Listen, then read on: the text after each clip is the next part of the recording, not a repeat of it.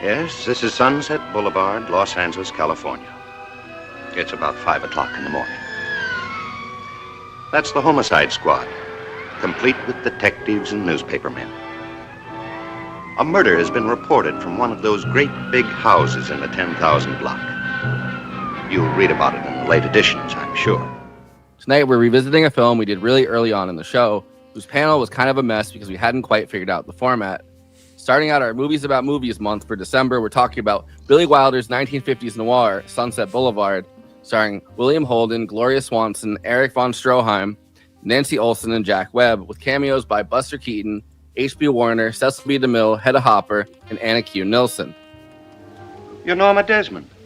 Used to be in silent pictures, used to be big. I am big.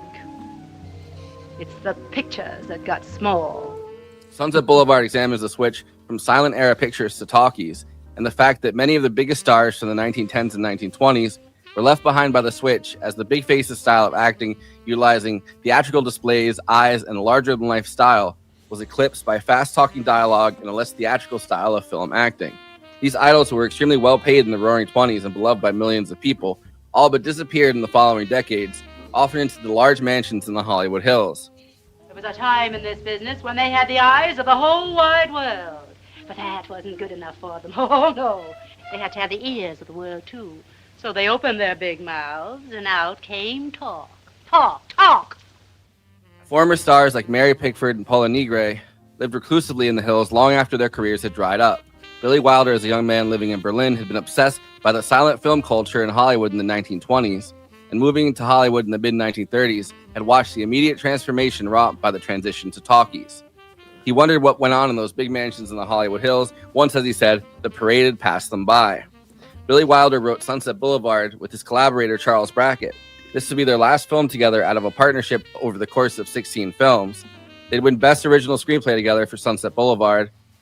They'd previously been nominated for Ninotchka, Hold the Line at Dawn, and A Foreign Affair, and won both Best Adapted Screenplay, and Billy Wilder won Best Picture for The Lost Weekend. Brackett would go on to write and produce the 1953 version of Titanic, which would go on to win him another Oscar. He also would produce The King and I with Daryl Zanuck, among many other films. Nobody important, really. Just a movie writer with a couple of B pictures to his credit. The poor dope. He always wanted a pool. Well, in the end, he got himself a pool. Only the price turned out to be a little high. Sunset Boulevard starts with a murder in the Hollywood Hills. A struggling screenwriter named Joe Gillis, played by William Holden, face down in a pool. The type of pool that he always dreamed of owning, says the narrator. It turns out to be Gillis telling us the story from beyond the grave. Gillis is a writer from Dayton, Ohio, who has written a few B pictures, but nothing of any consequence. He's grasping, lazy, entitled, and quickly sinking. Lady, you got the wrong man. I had some trouble with my car, a flat tire. I pulled into your garage until I could get a spare.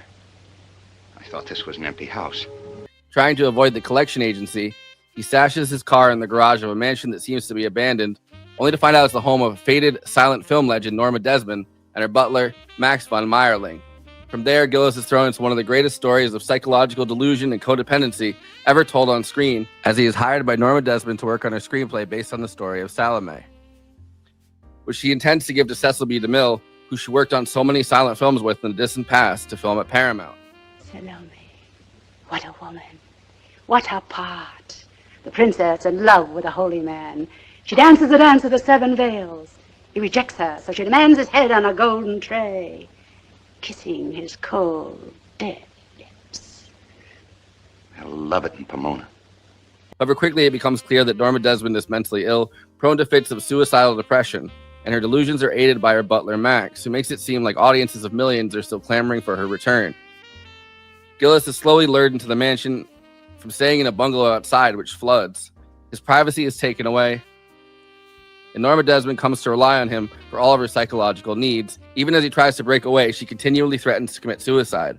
At the same time, Gillis sneakily enters into a partnership with his friend's fiancée to write a screenplay that will hopefully get him out of this work morass. No one ever leaves a star. That's what makes one a star. Norma Desmond is played by Gloria Swanson, one of the most prolific silent stars of her era, who starred in Cecil B. DeMille's Male and Female, a World War I romantic drama For Better, For Worse, Something to Think About, and The Affairs of Anatole. She also starred with Rudolph Valentino in Beyond the Rocks. You know, this floor used to be wood, but I had it changed. Valentino said there's nothing like tile for a tango. Come on. Not on the same floor with Valentino. In 1925, after signing with United Artists, Gloria Swanson began trying to produce her own pictures at the worst time for a silent star, as the Talkies would be sweeping Hollywood by storm just 2 years later. She started Gloria Swanson Productions, first producing The Love of Sonia, then her production of Sadie Thompson, which was already controversial as it was about a prostitute living in American Samoa.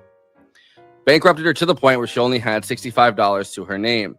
Although it was critically hailed, Gloria Swanson received a nomination for Best Actress at the first Academy Awards. Her time in the sun was basically over. She was able to make a few more films, including Perfect Understanding, where she starred alongside Laurence Olivier and was the producer on the film. But from the 1930s, she was ironically most often on the radio, touring in summer stock plays, published a newsletter, did political activism as a lifelong Republican, and did sculpture and visual art. She should be hailed as a leading actress attempting to take ownership of her own work as a producer, which is a thing that actresses are grappling with even today. It's becoming more normal now, with actresses like Margot Robbie and Greta Gerwig doing what Gloria Swanson was struggling with a century ago. Erich Von Stroheim was a visionary German director who had directed Gloria Swanson. Known for being an early auteur, avant-garde filmmaker, Billy Wilder famously said that Von Stroheim was always a decade ahead of his time, to which Von Stroheim said, 20 years! Von Stroheim has been hired as a director by Swanson and Joseph P. Kennedy, who Gloria Swanson was having an affair with at the time, to direct their film Queen Kelly. But clashes of vision and style led to Von Stroheim being removed as director before the film was completed. In Sunset Boulevard, he plays Max, the butler of Gloria Swanson's Norma Desmond, whose love and loyalty for her keeps her delusions going. I'm terribly busy. That's no excuse. You read the script, of course. Yes, I did. Then you could have picked up the telephone yourself instead of leaving it to one of your assistants. Cecil B. DeMille makes a cameo as himself, still working as a director of historical epics in the 1950s. The Paramount lot, which was used to shoot so many of these silent films as the famous Players Lasky Corporation in Gloria Swanson's day, is used to create a staging ground for one of the big humiliations, as it's revealed that all the calls that Norma Desmond had been getting were actually because they just wanted to loan her car to shoot a different film. Norma Desmond is a composite of many different silent film actresses, actually somewhat unlike the real Gloria Swanson, who by all accounts is a pretty down-to-earth and a realistic person. One such film actress is Mae West, who rejected the role before Gloria Swanson took it because she viewed herself as a glamorous sex symbol and didn't want to be associated with a Hollywood has-been. Mae West, like Norma Desmond, was known to have pet monkeys.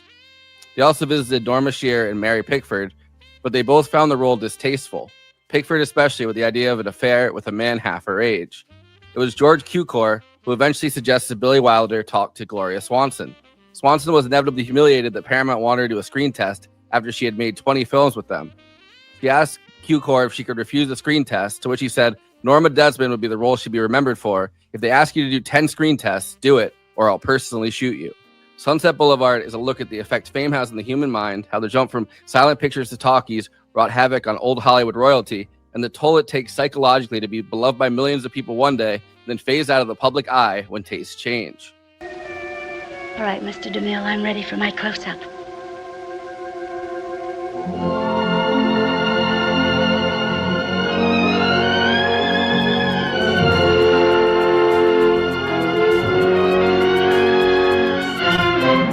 Before I introduce the panel, please like this video and subscribe to the Movie Night Extravaganza YouTube channel.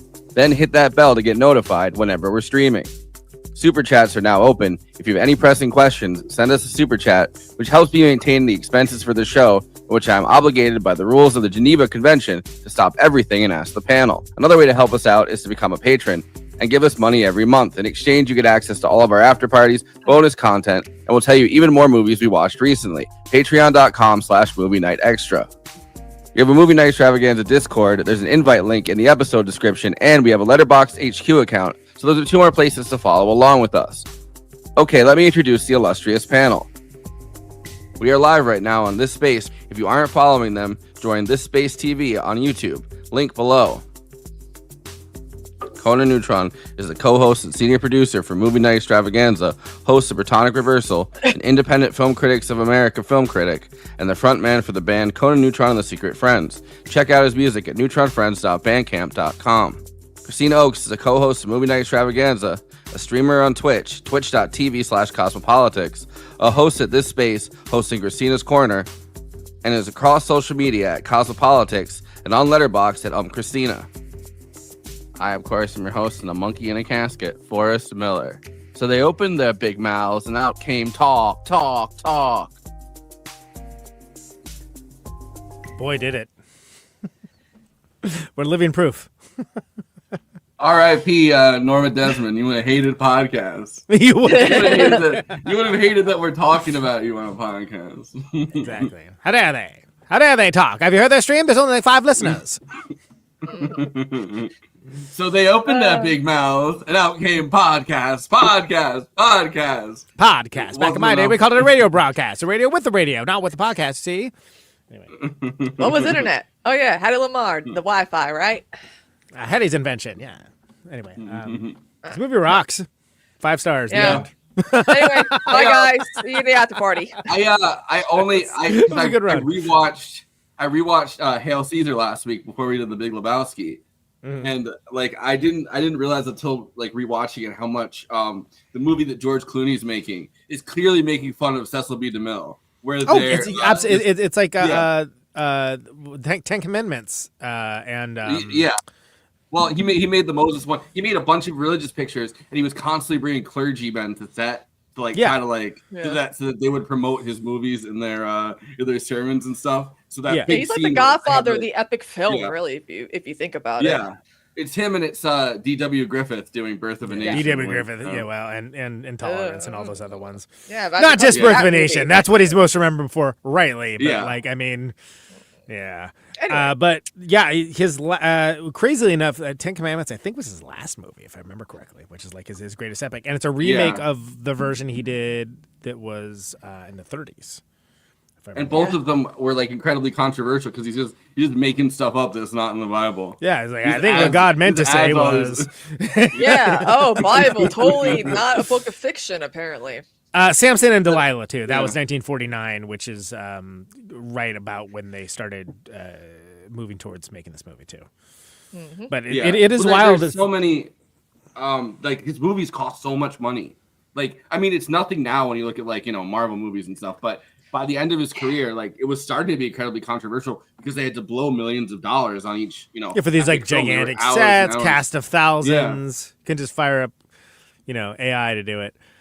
I love the actual by 59, so that's like right by the end of this decade, Actual Cecil B. DeMille is in this film, though, which rules because he's a character in the film and also plays himself, as does Buster Keaton. There's a lot of and there is something so wonderful too about just the whole Gloria Swanson of it all, right? I mean, like it's like. Get somebody to do the thing that is what the movie is about, right? And like she killed it, and it kind of I don't know who on the panel has seen the post Sunset Boulevard movies. Not great. Yeah, she deserved better. I mean, but she's in one of the greatest movies of all time. So also too, this is like an earlier like hacksploitation type movie if you think about it. Yeah, because that's how it was viewed at the time, right? Yeah. Because Billy Wilder was like not seen as like the icon of film at the time. It's like, oh, he's that rapscallion that's making all these irreverent movies, Yeah. Like the same way comedy kind of type things too. The Apartment was not seen as serious cinema back then. Which is crazy because like the Ben-Hur was, but like the Apartment wasn't. It's like, okay, well, Ben-Hur frankly kind of blows. But frankly, speaking of DeMille and his like religious epics, right? Gloria Swanson was supposed to be Mary Magdalene in The King of Kings. She was actually invited by Cecil B. DeMille to be Mary Magdalene in The King of Kings, his epic like movie about Jesus's life. That was that had H.P. Warner, who's in this movie too. And H.P. Warner and her were doing all of these movies together at the time, but instead she was starting her own production company, and so that was the time that she ended up with her beau, Joseph. Kennedy. Well, they didn't. This is a little bit later guys? when they started. Yeah, they made the movie Queen Kelly, which was Erich Von Stroheim, who is Max in this movie, right? Her butler, kind of / first husband. His career cratered because they all got into a massive fight on the set of Queen Kelly, and he basically had they fired him, and he had to go off, and his cinema, like his directing career, not his acting career, kind of kept taking off. Like he was in a lot of movies as an actor because he has that great face, he has that creepy vibe to him, but his directing career kind of never recovered from that movie, and her career kind of after that faded away too. And Joseph Kennedy was like, I'm spending all this money on a movie that I don't think they didn't complete until much later on. I mean, when I think of Gloria Swanson, and now it's like considered a silent classic, but it was a box office disaster at the time. Yeah. It was like not good. Go ahead. Yeah. Because when I think of Gloria Swanson, I think of her silent film career and Sunset Boulevard. Not many people understand that she kind of had a bit of a career, but like she was almost like what is it, John Garfield? Like certain actors just couldn't really successfully move into talkies. Yeah. And a big problem was the fact that she broke away from the studio system. People already did not like the United Artists, where it was Mary Pickford and Douglas Fairbanks and Charlie Chaplin, like all these actors trying to take control of their own product and become their own directors. And her kind of spin-off of that, Gloria Swanson Productions, they kind of punished her. Like her career fell off after that, which, I mean, she was still in movies like Laurence Olivier, like, she cast him and stuff, but she just did not have the money to keep that going. Right. And it's important to note that she won Best Actress for this movie, right? But she was nominated before for two other movies in the silent era for Trespasser and Sadie Thompson. Like she was known and admired, right? But like not in the same way. That she's basically being a more embodying the entire era as this one character. In a certain way, but it is funny that her one and only Academy Award was this one, which wait, no, you know what? I'm wrong. I think it was a Golden Globe. I think it was a Golden Globe. Yeah, you know what? She was nominated for the Academy Award and did not win, and she won the Golden Globe. That's right. Okay, I got that wrong. Sorry. Wow. Please don't at me Awards Festival people. Yeah, Billy Wilder and Charles Brackett, who made 16 films together, but their partnership cratered after this. They won for screenplay, right? And I don't think they didn't win Best Picture this year, but they did win they had won for Best Picture for Lost Weekend. Like they had won screenplay after screenplay and Best Picture that year. So Sunset Boulevard was also the All About Eve year.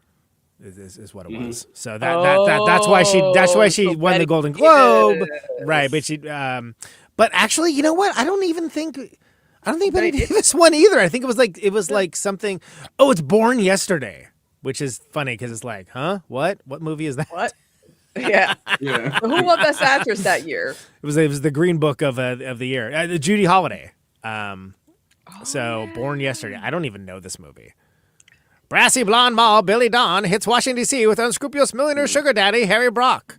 Okay, yeah, fine. Oh, yep, that definitely sounds like Academy Award winning role indeed. Yeah, it's William Holden, Larry Oliver. I mean, whatever. This is the crazy. Year All About Eve. But All About Eve and Baxter and Bette Davis were both nominated, and Gloria Swanson for Sunset Boulevard, and they all lost. Yeah, well, so it's pretty incredible. It's like when Judy Garland lost to Grace Kelly. It's like, what? Yeah. This is the year that All About Eve also won 14 nominations, which 13 nominations were the most that had ever been awarded before that, and that was Gone with the Wind.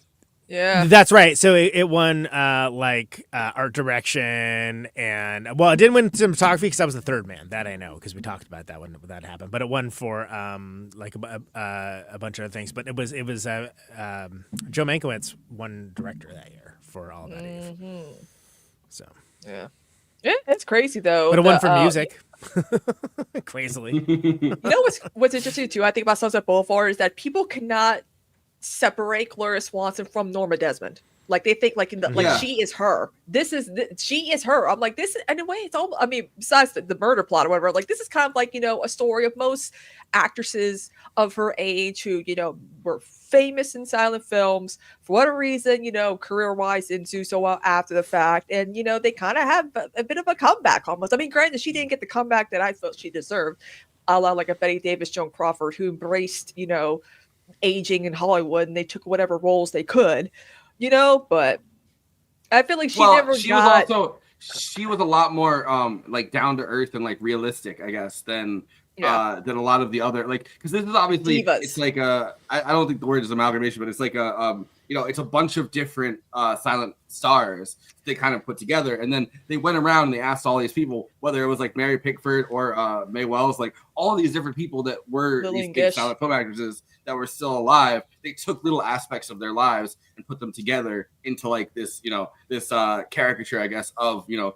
delusional kind of psychotic break that came along for a lot of these people. There really are like several big silent stars from the time that had like severe mental breakdowns after this period, and like some of them became reclusive, but other ones of them became like completely delusional. Which Mae Wells, who's had a pet monkey. That was like her thing, like a big. There's these pictures of her that they took that she hated, that she's in her room, and they're like these very intimate pictures where she's holding the monkey that was her pet that she got from a film set. It wasn't a chimpanzee though, it's like Greta Garbo. Like a lot of people are like, what happened to her? I'm like, she just chose to leave Hollywood. She's like, I'm not like the best of actress. I don't like the celebrity. They reached out. She was still alive during this time period. They reached out to her as well. They reached out to a whole bunch of different actresses. Like the list is really long. The close up. Look, oh my god, can you imagine her saying that with her Swedish accent? Well, they also they reached out to I can't remember her name, but the Polish actress that was living in the Hollywood Hills at this time. And she had this thick accent. They talked to her on the phone and they said, "We'd like you to be part of this movie," and they couldn't understand a word she said on the phone. And so they were like, "Yeah, I don't think she's gonna be Norma Desmond." Yeah, probably not.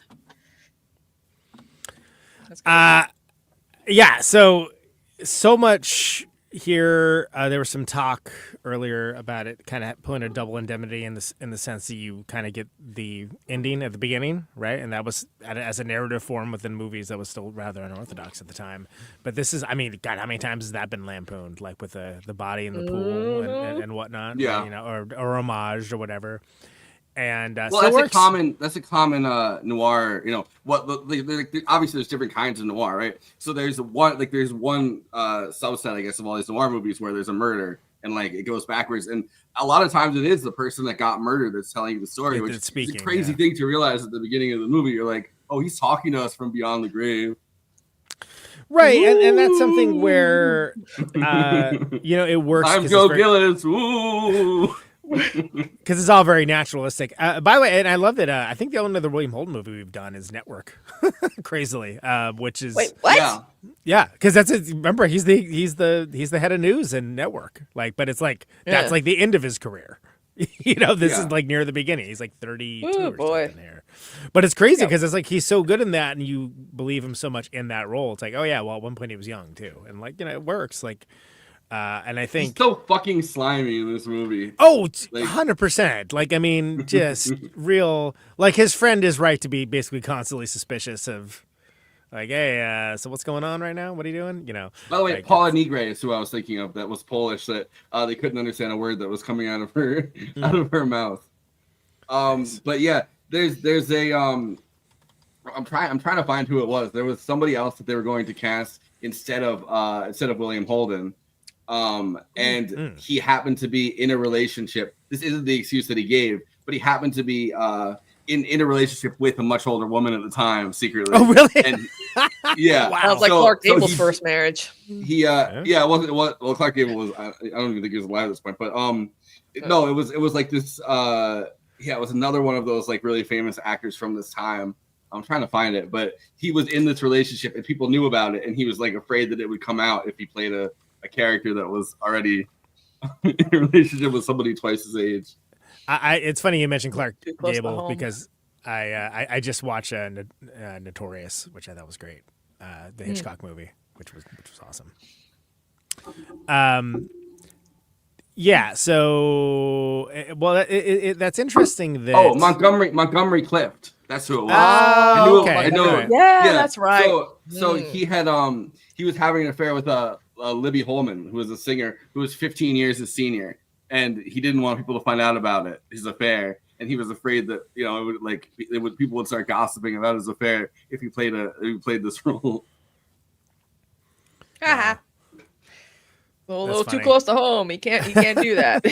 Yeah, actors always do this. It's like, oh, this is a little. I can't do this. This might, my eyes are gonna be on me. People are gonna think this is sus.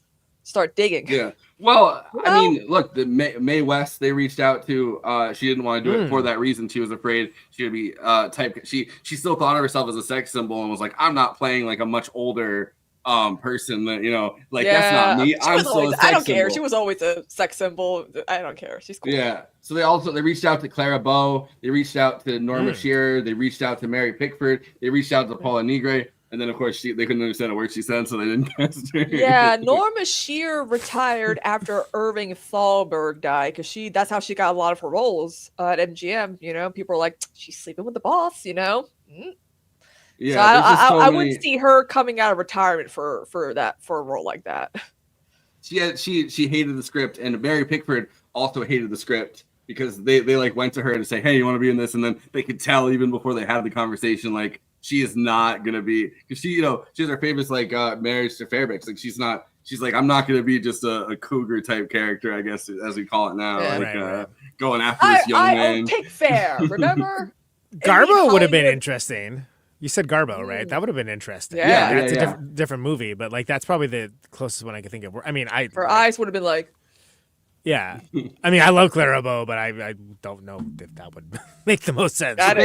She did really. The first movie that Brackett and Wilder did together was Ninotchka, which was Garbo was in there. So they already they already had a relationship with her. That came out in 39, did it not? I think it did, because that was the year like all the good movies came out, like Gone with the Wind, A Mice and Men, like Wuthering Heights, and they're redoing that. But Garbo was someone who survived long after her career survived the transition from sound to talking. There were a fair amount of people like. Yeah. That surprised me, with I guess because they liked her accent. They're like, there's something like exotic about her accent that people are like, even though we're training all these actors to have like a specific non-British yet kind of British, the transatlantic, mid-Atlantic accent, Garbo was able to, I guess, be successful because, she had a very sultry type of voice that intrigued audiences. Right. The tagline for Ninotchka was, don't pronounce it, see it. Well, Forrest, good advice. That's a good tag. Know your product, yeah. The poster's kind of incredible. Let me put this on screen. By the way, I have a synopsis that's not long like the one last time. I found one. Sweet. But yeah, Garbo laughs and then it says, "Don't pronounce it, see it." But that was when Wilder and Brackett were just screenwriters. They weren't directors yet. And they had Ernst Lubitsch as the I love Lubitsch. I mean, I think I mentioned Lubitsch when we talked about Honora because kind of like the middle section kind of reminded me of a Lubitsch film, frankly. Wilder was one of those people though that had such a complicated, I guess, is the term, relationship with like pretty much everybody that he ever collaborated with, which you don't expect. It's not me, it's them. Right? Yeah, but you see his like his demeanor, and it's like he seems like such a normal kind of guy. I even almost forget he's German sometimes. Like when I just seeing him, he's but you see Wilder but he has these incredibly like tumultuous relationships with all of these different collaborators, and it's crazy that him and Brackett lasted 16 films. Like. That's a pretty long partnership. Yeah, absolutely. Yeah, take that, Christopher Nolan and Cillian Murphy and Gary Oldman and Morgan Freeman and whatever. No, Mark Scorsese and Robert De Niro and Leonardo DiCaprio. Yeah, well now Leonardo DiCaprio, but yeah. So you're gonna go through we're gonna go through the plot points because I got something for the pool scene, but you probably have it too. Yeah. But. So all right. The film opens with the camera tracking down Sunset Boulevard in Los Angeles, California, as police cars begin racing down it. A lifeless body of a young man, Joe Gillis, played by William Holden, floats in the swimming pool of a palatial mansion. As the police begin converging on the house, Joe's voice narrates in a flashback style the events leading up to his own murder. So, first of all, yeah, fantastic intro, right? But that opening shot of him floating face down in the pool, Billy Wilder wanted a shot from below, right? That would show the body and the police and the photographers and everybody around it. But obviously you can't shoot through the water and get a clear image. So the art director came up with the idea to shoot the scene through a mirror at the bottom of the studio water tank. So, wow.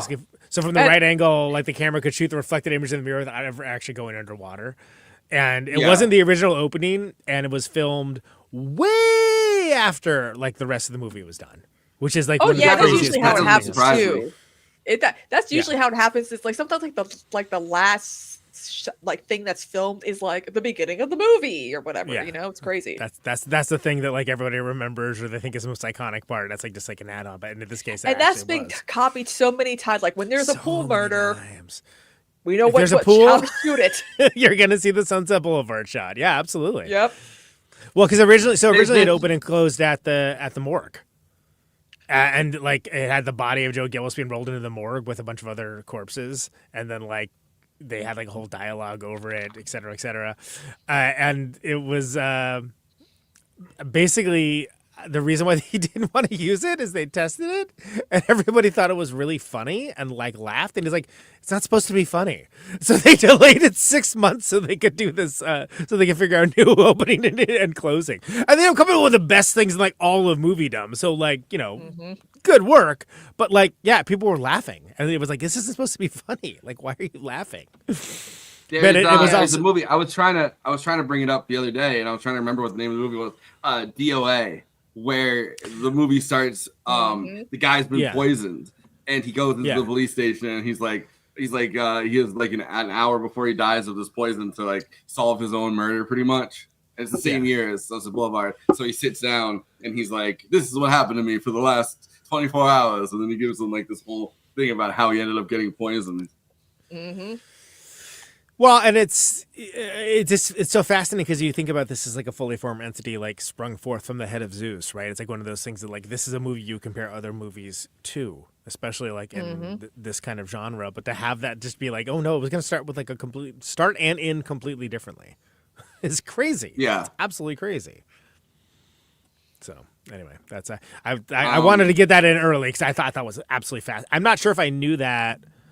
When we talked about it last time, I don't know what happened last time. Yeah, it doesn't surprise me, but I don't think 4 years ago, perhaps. It was way before I was ever involved. It was like half of it was Joe McBride, half of it was Matthew Film Guy and me and someone else. Like I couldn't even tell you what happened. I think it was J.D. Michael at the time because I was having him on for a bunch of stuff. Yeah. 6 months earlier, Joe was down in his luck, unable to find work as a screenwriter, having only made a few undistinguished films in his short career. Broken on the verge of having his car repossessed. Want to touch on that because those scenes are very interesting. With no other options except a low-paying newspaper job in Ohio, Joe tries to persuade Paramount Pictures producer Sheldrake to buy his most recent script, but fails after script reader Betty Schaefer gives Sheldrake a harsh critique of his script in her summation. Joe then tries unsuccessfully to borrow money from his friend, also his agent, who's playing golf. Yeah, his friend who happens to be his agent, right?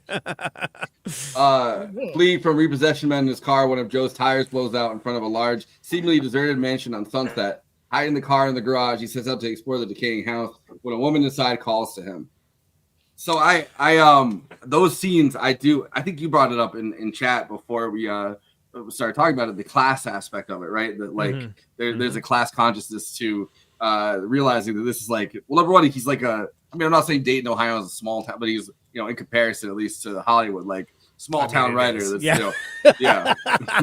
Well, yeah, because there's so Betty, who's busting balls in the best possible way early on, which perhaps the reason I hated Bases Loaded is that I knew your name. I'd always heard you had some talent, and he goes, "That was last year. This year, I'm trying to earn a living."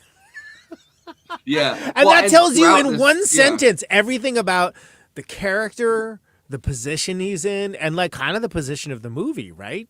And that's something it's very funny in that very Billy Wilder movie kind of way. But like it's funny that establishes like she's the reason why this thing he's trying to sell isn't selling, because she's like, it sucks, but the reason why is she's like, oh, I know you actually do have some talent, and like you should lean into that, which leans into the whole development later. But like you almost think it's going to be like a throwaway exchange that just kind of gets him to the mansion, right? But it really is. Which you also, it makes sense that she's heard of him before when it turns out that one of his best friends, who he does not give a fuck about, one of his best friends is her current beau, I guess. Yeah. No. But I think that, I mean, yeah, I find the thing, they keep using the metaphor where they're like, this is written from hunger, right? Like, and then his agent is like, some of the best things in the world have been written because the guy is sitting down and he has an empty stomach. And it's like, whatever. Yeah, said by someone who's never missed a meal, by the way, because that's not how creativity works. Or in Stevie K's case, a lot of cocaine. Yeah, but the point that later on. but the point of that false analogy is that like that's what like, oh, you'll be better because you have to struggle. No, that is flat out not how creativity works. But that was especially prevalent around this time. But yeah, he's trying to like borrow money so he could pay off his car loans so he doesn't get his car repoed. Yeah. I mean, it's real. That's super desperate, right? And like in a class-aware situation, we see it with Sean Baker stuff, especially in Nora. No Other Choice. I was lucky enough to see No Other Choice. I thought that movie, first of all, is brilliant, but very class-aware. But like, unfortunately, I feel like the only class-aware stories we have, it's like, hey, everybody, we're being class-aware. Check it out. We're being class-aware. Like, I like Triangle of Sadness, but it's like, okay, yeah, we get it. It's class-aware. But I mean, Parasite, right? Where it's like Parasite. The main point of the movie is that class awareness. But here, it's just like it's a motivating factor. It's a major plot point. It's a instigator, a catalyst, if you will, for the plot. But it isn't the main driving factor. It just explains part of who the character is. And to me, that's more powerful. And it's weird that we don't see more of it deployed that way. We do see it now and again. I could bring up examples. It isn't really important. But this viewing it, and maybe it's because I think the movie I saw right before this was No Other Choice. I was like, oh, wow, it's wild that you're getting real bootstraps philosophy coming out from this, and it's like, oh, that's not going to help this guy, man. you kind of have this. You kind of have the awareness in the '90s with like the slacker genre, right? Like where it's like movies where it's like someone that really needs to make their rent. And I think today, I don't think that they'd be like trying to repossess his car. He'd probably, because of that trope, right? Like he'd be like, oh, I'm getting evicted from my apartment, which he is 3 months behind on rent. They do mention that 3 months behind. But they do mention that part of it when he goes to Norma Desmond and she's like, "Oh, I paid your rent. You were 3 months behind." But well, and that's something like, where there's this really lame meme format about how like, oh, everybody in the 90s was mad because they had a stable job and whatever. First of all, F you. Secondly, that isn't true. And also, like, they were all underpaid. Everybody like.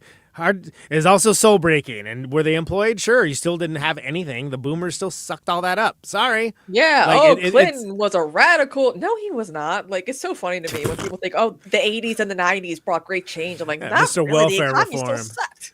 Yeah. Sure. Anyway, whatever. I mean, save that. You can save that topic for did, Thursday for the absurdity space, which you guys are launching for your political podcast. Talk about that. But true. But mistaken for the Undertaker to a recently deceased pet chimpanzee. He's ushered in by the mysterious killer. He thinks he's the Undertaker for the chimp. Yeah. Yeah. Or the coffin maker, not the Undertaker. Where's his best new actor award? Look at the dog in Good Boy. Or the cat in Caught Stealing. They have the conversation. Yes. About they have the conversation about whether it's against regulation to bury a chimp in your backyard. They're like, is there any rule about that in the neighborhood that you can't bury a chimp in the backyard? Well, and it's so funny how like, it's such a classic thing that he just kind of walks in and it's like a case of mistaken identity, and he tries to tell him, and like it just doesn't matter. It's like, no, just go upstairs, do it now. And it's like, well, and then so you have that great initial exchange where he's like, I'm not this guy. like I'm not this guy. And it's so funny because and that's where the Billy Wilder of it comes in, right? Because the the whole like non-explanation of I guess when crew members asked Billy Wilder how he was going to shoot the burial of Norma's monkey, he said, the usual monkey funeral. He also was giving her direction that she wasn't emoting enough, and he goes, "Come on, Norma, you fucked the monkey." Wow. Yeah, because during that scene when they immediately start clashing, and he's like, not enough fire. remember, you fucked the monkey. Let's go. Like the monkey. Well, and there's a lot of there's a lot of great Joe Gillis lines in this, you know, and like I think the Norma lines are so good and so just like one of the, you know, we remember them echoing throughout all of filmdom, right? But like he's just such a great. We remember them wrong, by the way. We totally remember them wrong. Absolutely, not we. Of course, we remember them well, but everyone else. Yeah, does. but because she says, "All right, Mr. DeMille, I'm ready for my close-up," but everyone remembers it backwards. They remember. There are a lot of lines. I'm ready for my close-up, that they Mr. DeMille. misremember in film history. So, but like one of my favorite lines that from this last watch was, you know, Norma, you're a woman of 50, now grow up. There's nothing tragic about being 50, not unless you try to be 25. Which is so true. Still true. Still true. As someone way closer to 50 than 25. They made a whole movie about that last year, I think. They did. They did. I heard they did. Yeah. But I think that it's unique. It's interesting. You know, the fact that he sort of finds a niche for himself. It's sort of a symbiosis of usury almost, right? When like when she presents the script to him, which I guess we haven't done that in the plot summary, but it's like there's like multiple sheafs of paper, like these huge like things of like, God, how long is the script? It's a like, well, number one, you can tell it's really long, but you can also tell it's just it's scribble. She's written this out as like But when she learns that he's a writer, she invites him in and asks for his opinion on an immense script she has written. Immense isn't even the word that she's written for a film about Salome that she hopes will revive her faded acting career. You mean Chalamet? Just kidding. Yeah, I was gonna make that joke. I was gonna say, I thought that's how Timothy Chalamet spelled his name when I first saw it. Friend of the show, I had to get out of my system. There you go. Although Joe finds the script awful, he flatters Norma into hiring him as an editor. And the role of the editor in this is way more like a gigolo than anything. Like, and everyone keeps sort of like mistaking him for a gigolo, like the dude at the freaking. Got nobody. Yeah. The dude at the clothing store is like, no, she'll pay for the more expensive one. You should just do it. And it's like, it's not really. She's somewhere between a gigolo and like her son in a weird way. Like they're sitting in the thing, and he's like, Norma, you smoke too much, so like get out of I don't know. Joe is put up in her guest room. The next morning, he objects when he sees that Max has moved his belongings into the mansion on Norma's orders and that she has paid his overdue rent. See that overdue? He's not even getting evicted. So back in the 50s, boomers could just move into a place and they wouldn't get evicted. Though he hates being dependent on her, he accepts the situation and begins living at the mansion, first in a room over the garage, then in the mansion itself. The scene where it floods, right? It's such a perfect, it's almost like a horror movie trope now, where it's like, she gets brought in closer and closer to her, and then he gets into the house and there's no locks on any of the doors. Like he's right. Like imagine if it was gender swapped, right? That would be like really creepy. As he works on, go ahead. No, I was just gonna say we kind of skipped past it, but the whole thing where he introduced himself as a writer. And he's like, that's what it says on my guild card. And it's like, and you've written pictures. It was like, yeah, I did. The last one was about Okies in the Dust Bowl. You never know, because when it reached the screen, the whole thing played on a torpedo boat. Great. That tells you everything you need to know about his relationship to the business right there. Yeah. Well, because at the time, right, you have this incredibly delineated thing between B pictures, like the movie DOA that I was talking about, where it's like, you know, they're disrespected by the industry completely, and like the top tier of pictures that like the wrestler picture in Barton Fink, right? What's this wrestler doing? Like kind of like. By the way, Uncle Alligator. Gloria Swanson's first husband was Walter Beery. Like it's a Walter Beery wrestling picture. That's right. Yeah, I've heard not so pleasant stories about him as a co-star from a lot of child actors. He was very overbearing and abusive. From what I remember hearing about him. Doesn't surprise me looking at him. As he works on Norma's script, he comes to see how unaware she is that her fame has died. She refuses to hear any criticism of her work and makes him watch her old films in the evening. Although she still receives fan mail, Joe later learns that Max feeds into Norma's fantasy by sending the letters himself. He explains that Norma's state of mind is fragile and she has attempted suicide in the past. She's also had like three husbands, right? When he moves into the room, she goes, "Oh, this is the room. This is the room of the husbands." It's like yes. Which Gloria Swanson had 5 husbands. Yeah. Again, a little too close to home. Well, I mean, but look at how she interacts, right? She finds his astrology sign. I was like, oh yeah, I can trust Sagittarius. It's like, what? Like, what are you talking about? Like, okay. It's like you think it would like be from the 70s or something. The way she immediately like latched onto that. I mean, yeah. I was gonna say, to be fair, that's how Ronald Reagan and Nancy Reagan made decisions. Yeah. They had their astrologer travel with them. Honestly, I love his first wife for spewing not a rumor, but a fact that he had a small penis and he couldn't sate her needs. Boom. But he could say Nancy's needs. Anything was good for her. Jane Wyman was in the Lost Weekend. Yeah.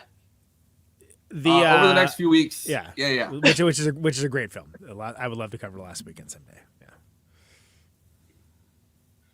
Over the next few weeks, Norma lavishes attention on Joe and buys them expensive clothing, including a tuxedo for a private New Year's Eve party. You know what I'm saying?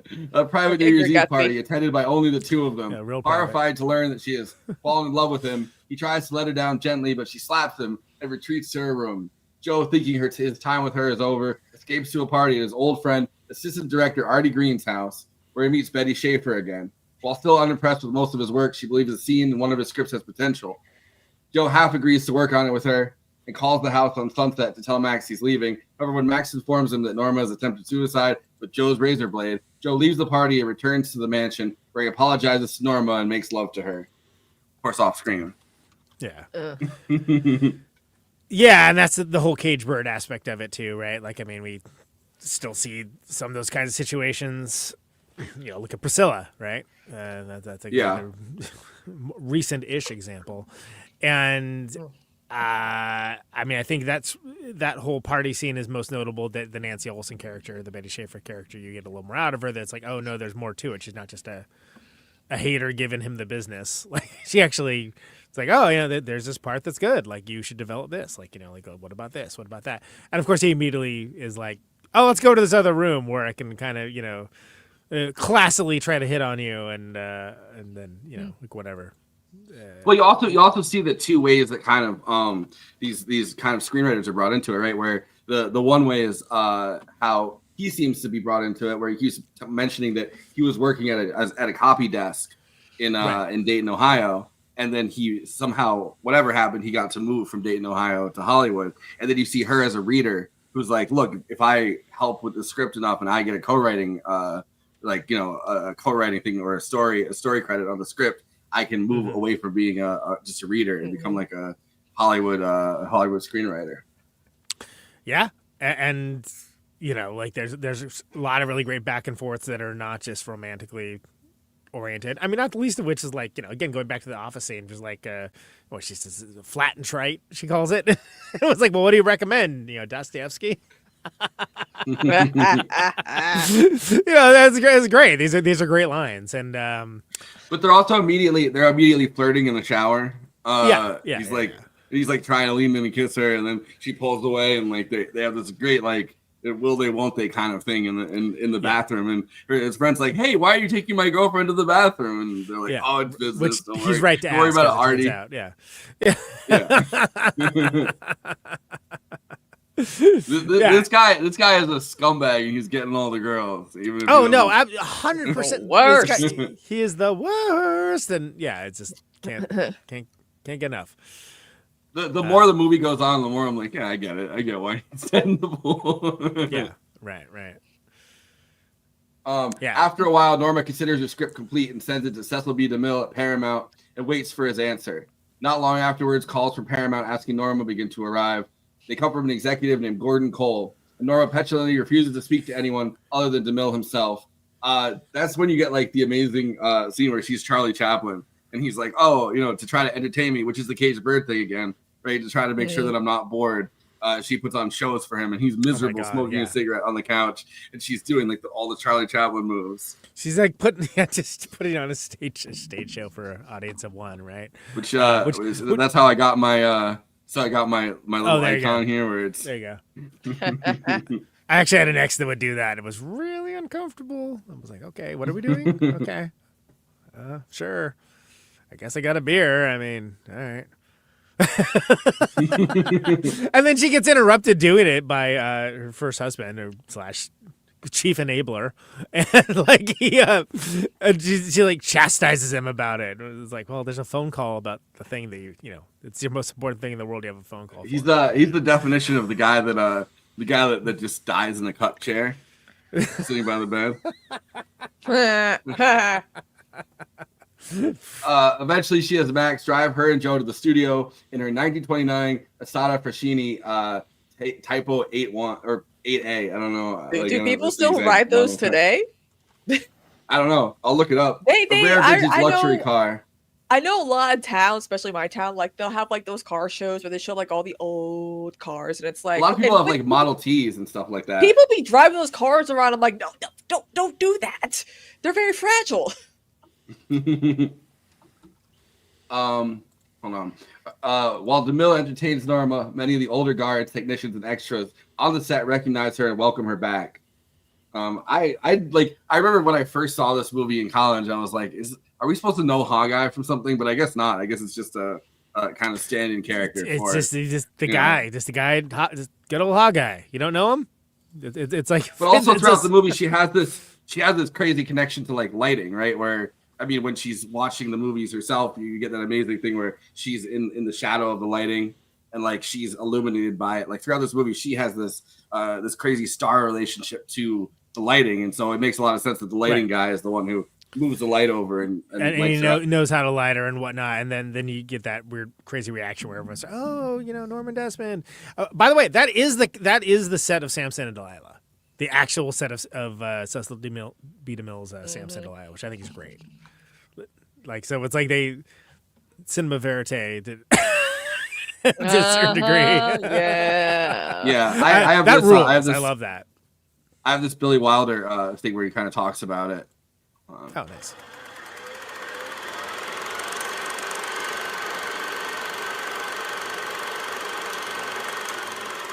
We were just extremely lucky. This was a picture where everything sort of kind of fell into my lap. I needed the Paramount studio where we were shooting at Paramount. We got the permission. I needed DeMille to play DeMille, and he played it. I needed somebody to play the Stroheim part who at one time had been a director and had made a picture with Gloria Swanson. And indeed, we found that old picture that he had directed with her, Queen Kelly. We needed old faces, and we got Mr. Warner, who played Jesus, and we got Buster Keaton. Everything sort of kind of fell into our lap. Everything was just right. Stroheim, I had that experience with Stroheim, I'd never met him before in my life. And I clicked my heels, and I said, my name is Wilder. And he says, how are you? And in order to kind of make him feel good, and I said, who would have ever thought that little Wilder is going to direct big Stroheim?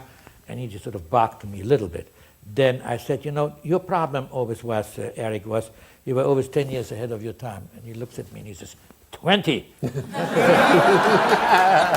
That was it. Nice. And it's funny because, like, when you think of this era of Hollywood, like how much Billy Wilder is rightfully revered now versus like how he was looked at the time, which is sort of along the lines of Little Wilder. yeah, like somehow diminutive, where it's like, okay, but all his movies like have endured, and some of like the Best Picture winners, like, ooh, really? That's the one? Okay. Yeah. I don't like when people, when actors or directors or whatever, they win Oscars for roles and projects where it's like, Al Pacino, like what? Like, yeah, what? at Son of a Woman, exactly. Where it's like, that's not the one he should have won for. Went to Denzel. Also, not a great movie. Yeah. And that happens a lot. By the way, some love for Buster Keaton and the we love that who man. is in this. He was great. And he was indeed the Tom Cruise of his day because he did all his own stunts and like made these huge blockbusters that were just, like, it was it wrecked his body as well. But like Buster Keaton is a fascinating fellow. I still have never seen Limelight, which is the movie Charlie Chaplin and Buster Keaton made together. Yeah, You know- that was like the Marvel DC crossover. Right, exactly. One time, of right? my favorite Bat- Buster Keaton right, Batman to roles Spider-Man or something. was in a funny thing happened on the way to the Forum, the movie musical, because he still did all his own stunts, and he was like well into like his 50s or 60s, and it's like, wow, look at him, he's like rolling down with a barrel rolling over him. It's funny as hell. I've always wanted to cover something funny happened on the way to the Forum. I like that movie. Yeah, it's great. Comedy way, tonight. from- Michael Crawford before the Phantom of the Opera, by the way. Anyway. From the This Space comments, Billy Wilder. After this, I'd like to direct a movie about a newspaper reporter and lost relics in an abandoned mine.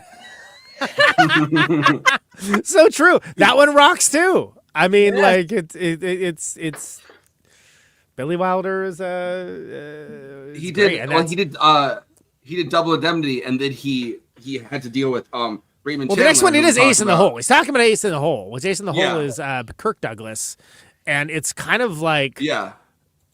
early on. Well, it's not kind of. It is early on the like it's sensationalism, exploitation, and journalism, right? So Kirk Douglas is like he's in Albuquerque trying to tell a story of a man stuck in a cave, and the whole thing just turns into this like cold P.T. Barnum sort of spectacle. It's awesome, but it's like it's also just wild. That like, okay, that's your next movie. That's nuts. You know, and it resonates in a way that like Facing the Crowd and stuff does now, where it's like, oh no, this is just kind of how things are now. Yeah. Well, I was gonna say what I was saying with when just a decade before this, right? He did Double Indemnity, and then he did Lost Weekend back to back, and Lost Weekend was inspired by the traumatic experience he had with Raymond Chandler having such a bad experience with him that he relapsed on the set of Double Indemnity. Yeah. So he had been sober for a while, and he got back to drinking because he was having such a hard time dealing with. And we had talked about Raymond Chandler's drinking when we did The Long Goodbye. We talked for a long time with Josh about it. So it's like his entire idea for Lost Weekend for adapting that was like his just bad experience with an alcoholic, and he wanted to understand alcoholism. So he like kind of just decided to make a movie about it. Well, and it has nothing to do other than like noticing him kind of going different ways. Some Like It Hot in The Apartment also within like about a year of each other, which is crazy because those are two of his like most famous movies, right? Some Like It Hot is great. I saw it I think when I was like 9 or 10. Like I was very young at the time. And my dad rented it from the video store, and then he bought it because we watched it multiple times. And I was just like, I was sitting there really, this is crazy. Like Jack Lemmon's a woman. And Tony Curtis. Like we're all not perfect, like but progress as a society in film. Anyway. But that just kind of shows his depth as a director, and that like these are all just quick success. Because honestly, Ace in the Hole is like aged very well. Like arguably, like it's considered more of a. It is crazy how you know what, Conan, you got really good points. Amazing how a lot of people are like, oh, some of these movies didn't age well. I'm like, no, a lot of his films are like okay, you don't have to remake them or change them or make them more woke or less woke or whatever the hell. It's like Some Like It Hot. I feel like if conservatives love that movie, it's like you don't see the irony. You're so close to getting it. Yeah, you're so close to getting it. He's willing to be with a cross-dresser anyway. But it's interesting because Sunset Boulevard, that is a movie that everybody's always trying to remake. They're always trying to remake Sunset Boulevard. Andrew Lloyd Webber made into a musical. Hey, can I tell that little story though? Pat LuPone was originally cast as Norma Desmond in the musical. Andrew Lloyd Webber fired her. She sued him because of contractual whatever, because he cast Glenn Close. She got settlement money and named her brand new built swimming pool the Andrew Lloyd Webber Memorial. But they made amends. She's great. But Patty LuPone. She's funny as hell. She was hilarious as he was so funny as Bo's mom. Bo's Afraid. Oh, that's right. That was her, huh? I forgot about that. Yeah, and she was in Agatha all along. That I remembered. I didn't remember her. Bo Was Afraid, but I was too busy. Because she was too busy looking at Parker Posey. Thank you. She's such an iconic stage presence that it was like they were like, hey, how does it feel to be in a lot more movies lately and like TV shows? Yeah, But Max insists that they hide these facts from her. He later confesses to Joe that he was once a respected film director who discovered Norma as a girl and was also her first husband. I love the I was her first husband. Dun, dun, dun, dun. Yeah, definitely. Like in a lesser movie, would have like a real, like that kind of musical cue for sure. And then he now remains as her servant because he cannot bear to leave her. There's also something though in that, right? That he discovered her as a 16-year-old girl. She's like this teenager that's being exploited on screen, and then by the time she's like a little bit older, she just gets kind of thrown away. And it's like I couldn't bear obviously he marries her and like he's in love with her, but it's also like this thing where it's really sad to imagine someone who was that young. Well, even later on when they're at the Paramount Studios, right? Like the AD is like, well, she must be a million years old, and Cecil B. DeMille says, "I hate to think where that puts me. I could be your father." Because he's talking about that she was like a girl like 17 with more courage, wit, and heart than he'd ever seen in like somebody that young.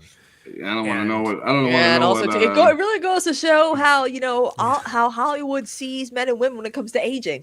I mean, it still applies today. There are men in their 40s who are being cast with love interests of actresses who are in their 20s, and it's like this is weird. And it's like, well, that's aging in Hollywood for you. We're not aging the same. We're putting all this filler and Botox and getting all this work done. So yes, it's kind of odd that a 50-year-old actor could be doing love scenes with a 25-year-old. It's like I always say, right? I always say that women achieve a superpower of invisibility is the second they hit 40. Yep. But the thing is, like, she's supposed to only be, I think, 53 in this. Gloria Swanson, and it's the same thing with The Substance, and Demi Moore. In that movie, in The Substance, right, is on her. She's like in her 60s. She looks so fucking well, she's good. the real actress is in it, but I'm saying like in The Substance, 50, she's on her. Yeah. And I feel like The Substance is definitely really inspired by Sunset Boulevard in a way too. Yeah, absolutely. Yeah. Also, too, like there's one of the things about the Wuthering Heights adaptation is like a lot of people are like, oh, Margot Robbie's too old to play this character, and it's like, okay, now we're seeing. Okay, first of all, that people back then in like the Victoria did not look young. They looked very old for their age. So if she's 35, supposed to play a 19-year-old, I have some news for you. The cast of Bridgerton, they're in their 40s playing 15-year-olds. And Wilford Brimley was like 34 in The Thing, right? It's like Jesus Christ, Bridgerton, Spider-Man. Glee, anyway. It's just a thing now that people just don't look as old as they they don't look their age in the same way. That one actress from Bridgerton. I was like, it's all the plastics. It's keeping us preserved. It's my secret. Thank you. Plastic. It's staying out of the sun is what helps me. Brought to you by British Petroleum. Put a little British Petroleum on your face, and you'll never. You'll never age. Can you believe that British Petroleum. British Petroleum. Can you believe we got Millie Bobby Brown to change her name? I know. This didn't kill somebody this time. Anyway. Oh no, we killed Bon Jovi. Millicent Robert Brown. No more. Millicent Robert Brown. Millie Bon Bon's my name. I'm like, that sounds like a hip hop name. That's your rapper name. Millie Bon Bon. Billy Bon. You find out there can only be one Bon Jovi at a time, so she has the Bon Jovi. It's Highlander rules. It's a little bylaw. And then Bon Jovi goes. Billy Bon Bon. Beady Bum Bum. But while Norma undergoes a rigorous series of beauty treatments, Ozempic, she gets implants. Yeah. She gets buccal fat removal. Yeah. To prepare for her comeback, Joe secretly begins to work with Betty on a screenplay. That's the real stab at somebody in the back working on a screenplay with them. Though she's now engaged to Artie, she falls in love with him. Although he likes her, Joe is dismayed at the triangle, which he is now caught. When Norma discovers the script with Betty's name on it, she phones Betty and insinuates what sort of a man Joe really is. I mean, she's no lies detected for what she says on the phone. Wrong to say it. Yeah. Do you know how he lives? Do you know who he lives with? Joe, hearing her, invites Betty to the mansion to see for herself. When she arrives, he coldly terminates the relationship, by letting her believe that he's a gigolo and prefers to live off Norma. Letting her believe that literally is the situation. At that point, he is a gigolo, but it's Just so the character of Betty is good though, because first of all, she's talented as well, and they do seem to actually work very well together on this script. So it's more than just like a lesser movie would just have her be like, she's very beautiful, and like he doesn't want to get with his friend's fiance, but he kind of does, and like there's that aspect, but there's also the fact that he actually is doing good work. And like they're coming, like they're bouncing off of each other well in that way that you do when like you're he doesn't seem to be very good. He doesn't seem to be as good. Like she seems like she's instigating most of it, but he is better with her writing. Like in the fact that it could be as simple as she helps him kind of find whatever it is in himself to be a good writer. Because he can't get out of his head enough or whatever it is. But like whatever it is, it isn't just like she's a muse. She's an active partner. And I think that that's something that gets lost in the conversation about this, because Betty's like the, fourth most interesting character in the movie, frankly. And but it's not that she's an uninteresting character. It's just that she's not just a locus for plot catalysm. There's a certain cynicism. Where they said like there's 27 or something different plot, like he's like she says guy has an older woman that's trying to buy his affection, and he's like, you've been reading too many of these scripts, and there's like 27 plots or something that you take in the so he's very by the book kind of as a writer in that way, and she's he's more of a save the cat kind of writer, sure, and she's more like a being inspired by interesting stories, but then like they come up with things like they're two teachers, and like one's day school and one's like night school, and they share the same office and they share the same bed. All right, but cool. Thanks for interrupting that. But but that is actually kind of like, that's a great like plot linchpin, right? And they come up with that together, and that's something that I think he kind of pitches that part of it out. He's like.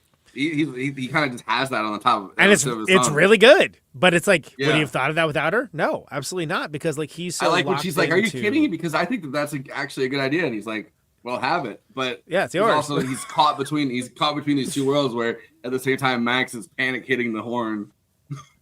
Right, exactly. Right, exactly. But I think that's where. So I noticed that more this time.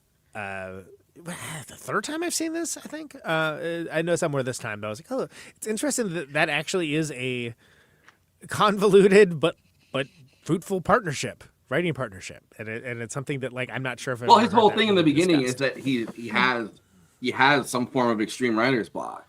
Like and he's become super cynical. It's his mindset. His mindset has become so cynical that like he's purposely making hacky choices because he thinks that's what's going to sell. Right, and that's what like kind of draws her in the first place. Like, oh no, I think you actually do have talent. This isn't it though. Which she's right. She's not wrong about that. But it's interesting that like that development is like almost a B plot to their piece of it, which is in itself like a B plot to the larger story. Mm-hmm. I do wonder when he talks about sitting at the copy desk. I wonder if that implies advertising or if it implies journalism. It seemed to me, it seemed journalism to me, but then thinking about like the term copy, like he's sitting at the copy desk, kind of implies advertising. I don't know. It was after Ohio, Betty leaves the right? mansion, Dayton, Ohio. It's a Dayton, home of Brainiac, by the way. Wait, the villain? DC villain? The band. Maybe the villain. Can't wait for Man of Tomorrow. Yeah, they're all of their tags are like Brainiac from Dayton, Ohio. Mm-hmm. They're big on branding with that. Yeah. After Betty leaves the mansion in tears, Joe begins packing, having decided to return to Ohio. He bluntly informs Norma of the truth that there will be no comeback. Her fan letters come from Max, and she has forgotten. He ignores Norma's threats to shoot herself, and in a fit of passion, she shoots him as he leaves, leaving him dead in the pool. Okay, so the revelation. Because you get the feeling that all right, she's getting all this fan letters. Like, really? Yeah. Like, there's something kind of like sus about that, right? It's like, I remember you from that one movie in 1925. Like especially when silent films were still most lost media. Anyway, Well, and like, what does he say? Like, don't look too close at the handwriting or something along those lines. Yeah. Was like, it's kind of alluded to earlier on, where it's like, oh, maybe this isn't like totally for real, but it's like he's doing that, and what he thinks is a way to preserve a healthy state of mind for her, which of course is not. It's delusion, right? Like it's something. It's like he's perpetuating a delusion that is ultimately psychologically harmful to her and all those around her, but it's done weirdly out of some misguided sense of love for and it's tragic. It's a tragic situation. It reminds me of Baby Jane, where like when Jane would go on public, she's like, I'm Baby Jane Hudson, remember me? And they're like, who's Baby Jane Hudson? But also the two movies have a very similar ending, right? Like when Baby Jane's doing her little dance and everyone's looking at her on the beach, and then this movie with me, all right, Mr. DeMille, I'm ready for my close up. Like that. Those are Kim and Kelly Deal are from Dayton, as well as Guide by Voices. Guide by Voices, Breeders, or at least Kim and Kelly Deal, Brainiac, and that's about it. Also, shout out to Joan Crawford, because she did get a lot of fan mail, and she would actually answer, because her like assistant or maid or whatever would actually read the letters to her, and she would like tell she would respond. She always responded to. She actually got the most fan mail at one point, and people were like, "Yeah, Joan responds to all the fan mail, sends out all." They would set up these. I know you know this. But they would set up these fan clubs where it was So it was like you'd send the letters to the Joan Crawford fan club or whatever, and then they would all go to someone who would scan them, and that really shows a lot of actors, they knew that their fans were the ones who made them. They're the ones who go see the pictures and partake in buying whatever merchandise they can get or whatever. So nowadays they don't really have that, because fans are fucking crazy now. I mean, my God, you can't, you can't go to a movie premiere without some idiot jumping on you with no security guard, and it's like, what the fuck, man? They did used to have them with Marvel fan club events too. They would have 12 fake Twitter stan accounts today. Probably that's like the equivalent, right? Yeah. She would tweet something out, and he'd have a bot. He'd be running a bot network in the basement. Yeah. Or whatever. Yeah. Norma Desmond, super fan. Looney Tunes, I got the reference. You jerk. Close up, Daffy Duck. Duck amuck. No, but there's a for a little while they had the same thing with Marvel Comics and DC Comics, where they would have the comic fan clubs, and you would write into them. Yeah, and now look how big Comic Cons are. But even then, you don't have to attend those. I don't blame celebrities for opting out of fan events now, because it's just shit's getting out of hand. Yeah. The scene returns to the opening, still narrating. Joe expresses fear over how Norma will be unable to cope with the disgrace and the discovery of how forgotten she truly is. That's, what? She doesn't. That's the thing. The police arrive. However, she is completely broken with reality and slipped into a delusional state of mind, thinking the news cameras are set up for a film shoot. To help the police coax her down the stairs, Max plays along with her hallucination. She is on the set of her new film. He verbally sets up a scene for her and yells action. Norma dramatically descends the staircase. Joe, in a voiceover, remarks that life has decided to spare her the pain of that discovery. The dream she had clung to so desperately had enfolded her. Norma makes a short speech about how happy she is to be back making a film, and delivers the film's most famous line, "All right, Mr. DeMille, I'm ready for my close-up." Again, powerful even out of context, but with the context of everything we've seen before, it's just like, oh wow. And again, do a good Norma Desmond face. Max, for sure. Max is chief enabler to the very end, right? Where it's but it's how it's so messed up, because it's it's how she's basically got a psychotic break, if she had it before, and so it's okay. And he's crying too, he has tears going down his face as But there's also a doctor that's seems to be. Max is a very tragic character. Agreed. Yeah, but there's also a doctor that visits the house that he talks about, where the doctor's going in, and so it seems like the doctor's also enabling her. She tries to commit suicide. Right. The doctor's like, "Well, take the locks off the doors and don't let her light the stove in her room, and don't let her have anything sharp. Don't let her near any razor blades. You're taking some razor blades out of Madam's room." Well, it reminds me of with when it comes to like actresses, like back then who did suicide attempts, Judy Garland comes to mind because she literally like had a few suicide attempts during her career. Like she tried smashing shards of glass and all that. And they say we've taken away her sleeping pillows because at the time, right, the barbiturate sleeping pills were the thing that most actresses or people they would take too many barbiturates and that's how they pass away, whether like accidentally or on to purpose. Stay up and all that, like. Yeah, but the barbiturate ones, the barbiturate pills that like a lot of people, like a lot of actresses and even early rock stars died from. A lot of them have been taken off the market because it really seems like too many of those took a lot of people out at the time. It was like, I don't know. It was amazing really who got tragic. hooked and who didn't. You know, it really. Well, it is, and I don't want to drop that thread, but I do want to mention that Erich Von Stroheim. Max, he was a silent film star as well. Like he had his own very distinguished career. I was trying to remember. I'd seen something with him that I really liked, and it was the Renoir film Grand Delusion, which is about the French soldiers that are in basically a World War I prison camp, and really, really good. And I've forgotten that he was in that because it's like one of those things where it's like it just feels like it from a different era because it's like 1937, right? But he's. Yeah, he's really good in that. It's one of those things where he's just got that like sort of resting stoicism that seems very endemic of the times, along with everything else. But such a great because it's coming from a place of misguided love, right? So it's like one of those things where it's like it makes it even more tragic because of that. Because he's not trying to do her harm. What is I like this I like this caricature that somebody did of him as an actor. Mm-hmm. Yeah. Where he has the eye the monocle and the cigarette and I guess he was well his parents were like very observant Jews that were living in he's from Austria and his parents so he joined the military during World War One and then deserted and like came to America on a ship. And it's like that's such an interesting, and I guess the Von Stroheim he kind of assumed that as like an actor kind of thing, like that. Well, he didn't. Obviously, wasn't a Von, but his family's taken that on ever since.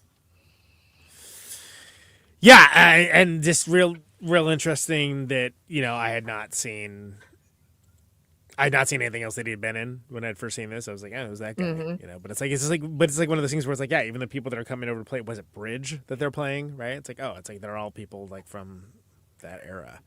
And well, one of them is H.B. Warner, who was famously Jesus in King of Kings, like right. But his one like Von Stroheim's like most famous movie, I guess, is Greed. That's the one that everybody talks about, where it's like based on a novel, and it's like a psychological drama film, and like I haven't seen it, but I've seen it referenced a lot. Yeah, that's where like a guy wins like the lottery or something, right? And like, I'm familiar. Yeah. I'm familiar with it, but I have not seen it. But like he was in. Well, I mentioned D.W. Griffith, Intolerance. He was in Intolerance. Grand Illusion, like I said, is great. Renoir is just fucking awesome. Like that's Jesus Christ, Greed is. No wonder I haven't seen it. It's almost 4 hours. It's 3.98 hours. Oh, really? Wow. Yeah. Well, a lot of movies like at that time were like, I want to say like Intolerance is like some crazy amount of freaking long time as well. It's like from 1916 where they have like, these gigantic holy fuck. Built all right, so the original theatrical run of it is 2 hours 20 minutes. The original cut that he wanted to release into the world was 8 hours long. People complain about it until the end of the world. Jesus Christ. The partially restored one is approximately 4 hours. And people are like, "Oh, Wicked should not have been split into 2 movies." I'm like, "Well, you would have bitched it was a 6-hour long one." I'm just saying. Yeah. D.W. Griffith, hold my beer. Exactly. Actually, he didn't do Greed. He did. I think did Erich Von Stroheim. Did he direct that one? Greed. I think he might have. He directed Greed. Yeah, that was like his. Okay. His famous. Greed. That's his most famous work as a director. Okay. Which it's silent because it's obviously 1924 when it came out, so it's like it's 4 hours of a silent film. He also directed a movie called Foolish Wives. Okay. Anyway, moving on. His basically his I don't know, his career as his career as not an actor, because he continued to be an actor, and people in France especially loved him. Like he was a beloved director in France, and he got to do a lot of acting roles because of that. I mentioned Grand Illusion. Renoir was like huge at the time. That was a huge role. And like if you like look at his show me his films based on rating, that's like considered like one of his greatest roles. And Renoir is like a pioneering French cinema guy that like he was made like something like 40 films in like the silent era in the 60s, and and most of the rules of the game. His directing career ended because he got fired by Gloria Swanson and Joseph B. Kennedy on Queen Kelly, and that kind of ended his directing career. Wow, yeah. Man. So so basically, people were talking about like the real tragedy of, or part of the real tragedy of this film is that he kind of like his career immolated on her, in the same way that he does in the film, where he's like back with her after all that time. Yeah. Well, yeah. I mean, the ending to this is, to me, it's one of the great movie endings. And it's like I think even absent of context, because I think I saw it before I watched the movie. I think I saw it in a film class. I was like, I don't understand what's happening, but this is great. It was like I didn't have any frame of reference. I was like, this is really I don't know why this is really good, but this is really good. And then when you see the movie, you're like, oh wow, okay. And that's something that it's crazy to me that wasn't the original beginning. It wasn't the original ending, like with the conceit of like the pool. But it's perfect. It sums everything up that we've seen, and how else could it have ended? Right? It's never going to end well. It seems to me, in like a way, almost like Von Stroheim, like this role, he's almost trying to groom, like, because he's older in this. Obviously, he's like, he's gonna die far before, so he's trying to groom, Gillis, like Joe Gillis, to be like take his place. like a Renfield situation or something. in a way, because he keeps revealing this information to him, and they seem to have he seems to be trying to build this weird bond where he's I have to do this. So it seems almost like he's trying to set up in case something happens to him. Trying to train his the real Erich Von Stroheim died 7 years after this of cancer. So it's like, I don't know, but like you could imagine, like, a version of this where, instead of escaping, like Joe Gillis stays there and continues to be the gigolo of his dreams, and he just stays stuck in that mansion.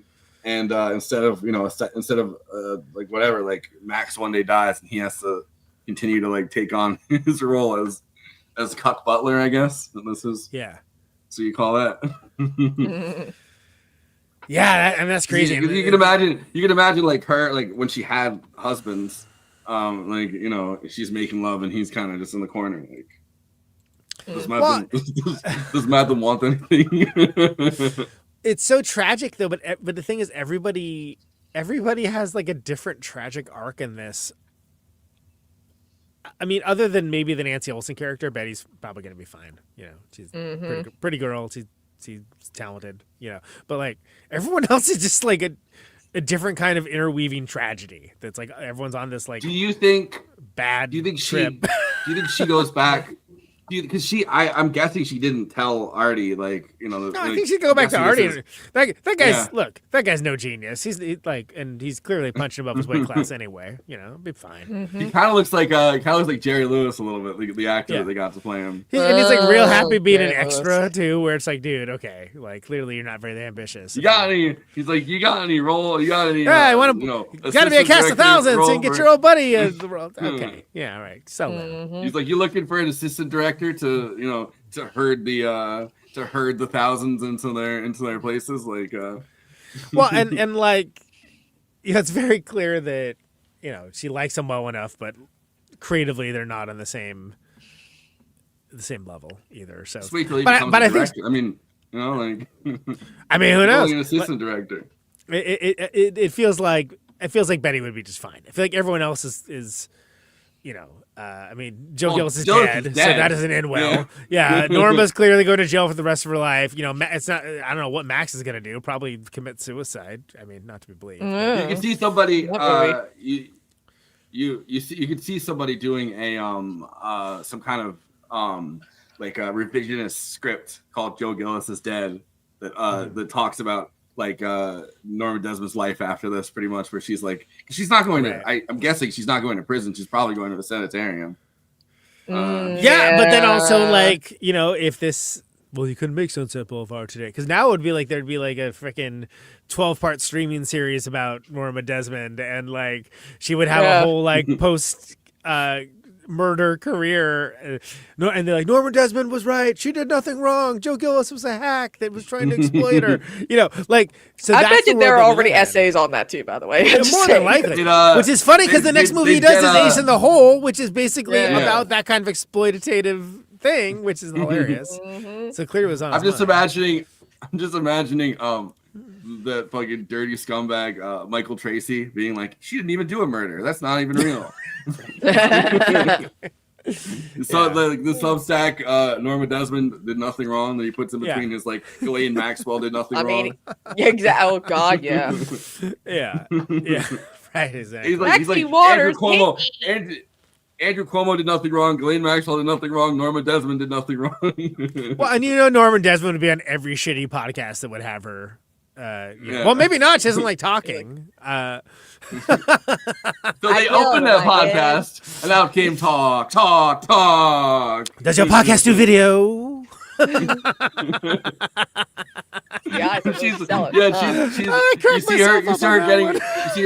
you see her getting ready for the podcast. She's like, I must get ready. There's a podcast coming up. They're going to have me on a podcast. I'm going to be on Lydia Tarr's podcast. it's co-hosted Lydia Tarr. So Norma, you were a master of your craft, and you were abandoned by all your fans. What do you have to say about that? Well, if we were doing an after party, that would be the conceit of it right there. I'm telling you. But it's our Lydia Tarr Michael Rappaport podcast that we had as a bit. Norma, you're so great. You're so great. I love all your work. I love everything you do. Anyway, it's like, what are you gonna do after this? Israel. I'm moving to Tel Aviv. Do you condemn Norma Desmond? One important question for you: do you condemn Hamas? Remember, he's a parrot in this situation. For people that don't know that yet. He's a talking parrot. Other than that, he's exactly the same. These comments are fucking gold right now. Be like, I was framed, just like Israel was framed. Okay, Substack Boulevard. Substack Boulevard. It's good. So anything else to say about the ending? Because I'm not gonna. We've been very disciplined on this very serious podcast. I don't want to. One of the best endings in a film. Just saying. Yeah, I mean, right? It's like, it's tragic, but it's sort of how else could it have gone? Yeah. You know? The dude's talking from beyond the grave. How else? I did want to shout out the fact that when the cops are trying to use the phone to contact the police station from her house, right? Because they set up the whole thing, and it's Hedda Hopper upstairs. She goes, "My call's more important. Get off this line." Oh yeah. How much money she got paid? That is pretty great. Yeah, which is like the party line thing. Yeah. It also, Lowell Parks, get out of here, Lowell Parks. Pissed about that. They're going back and forth from the Sunset Boulevard mansion. They're like, get off this line. I'm gonna be. But there's the line that's like 12 press agents going at someone can really destroy the human soul. That's a DeMille line. Yeah. That's another great DeMille line. Yeah, it's true. But it's funny to have like her as like pretty much just a vulture upstairs. It's like, just feeding on the scraps of her demise. Oh, I also I was imagining a sequel to this where she hires the guys from Sweet Smell of Success to rehabilitate her. Oh. Wow, that would rule. All right, let's get to it. It's been like what, 60 over 60 years. Let's do it. Let's do it. We're bringing back two beloved franchises in a way that you will not believe. It's just like J.J. Hunsecker's column, and it's like Norma Desmond innocent. Right.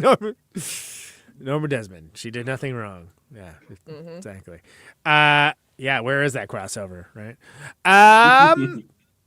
Yeah. So anyway, Letterboxd is a place for film lovers to talk at, with, and to each other about the films that they love. Maybe the films that they didn't love. Maybe the films that they just ad nauseum quoted and or misquoted iconic lines from. Mostly misquoted. Who knows? Mostly misquoted.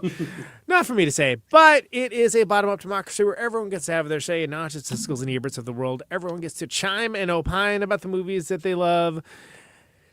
And that is best expressed succinctly for the purposes of this bit, where they are collected weekly by yours truly for Forrest and Kristina to respond to, read, and laugh at with and to. These are the Letterboxd one-liners for Sunset Boulevard. Let's roll them.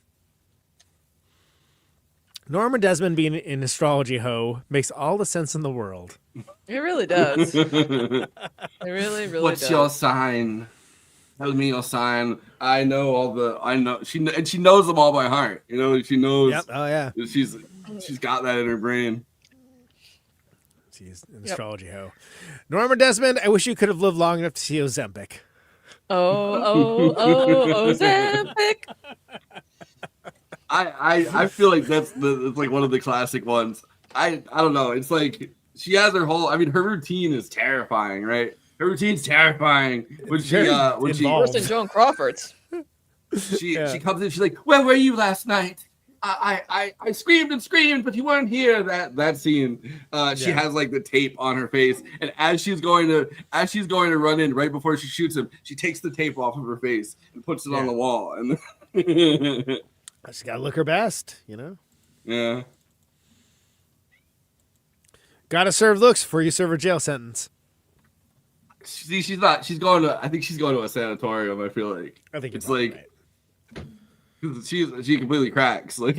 Yeah, she's clearly. Whatever thin hold on reality she had is now gone.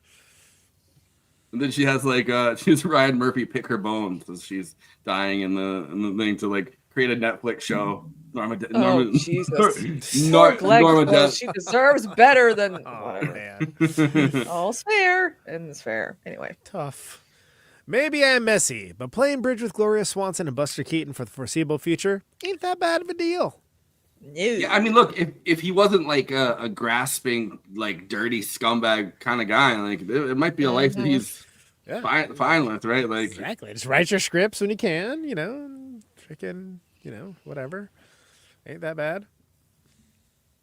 I call them like private the wax, dance party. Like, these are her wax works, but it's like those are some of the most iconic. Well, it's not like yeah, like being trapped in the Criterion closet for eternity. Well, it's not like she's not like hideous or something. It's just a just age difference. But like, right, who gives a shit? It's not like he's some prize, despite how everyone treats him. He's the first guy to get worried about age gap relationships on Twitter.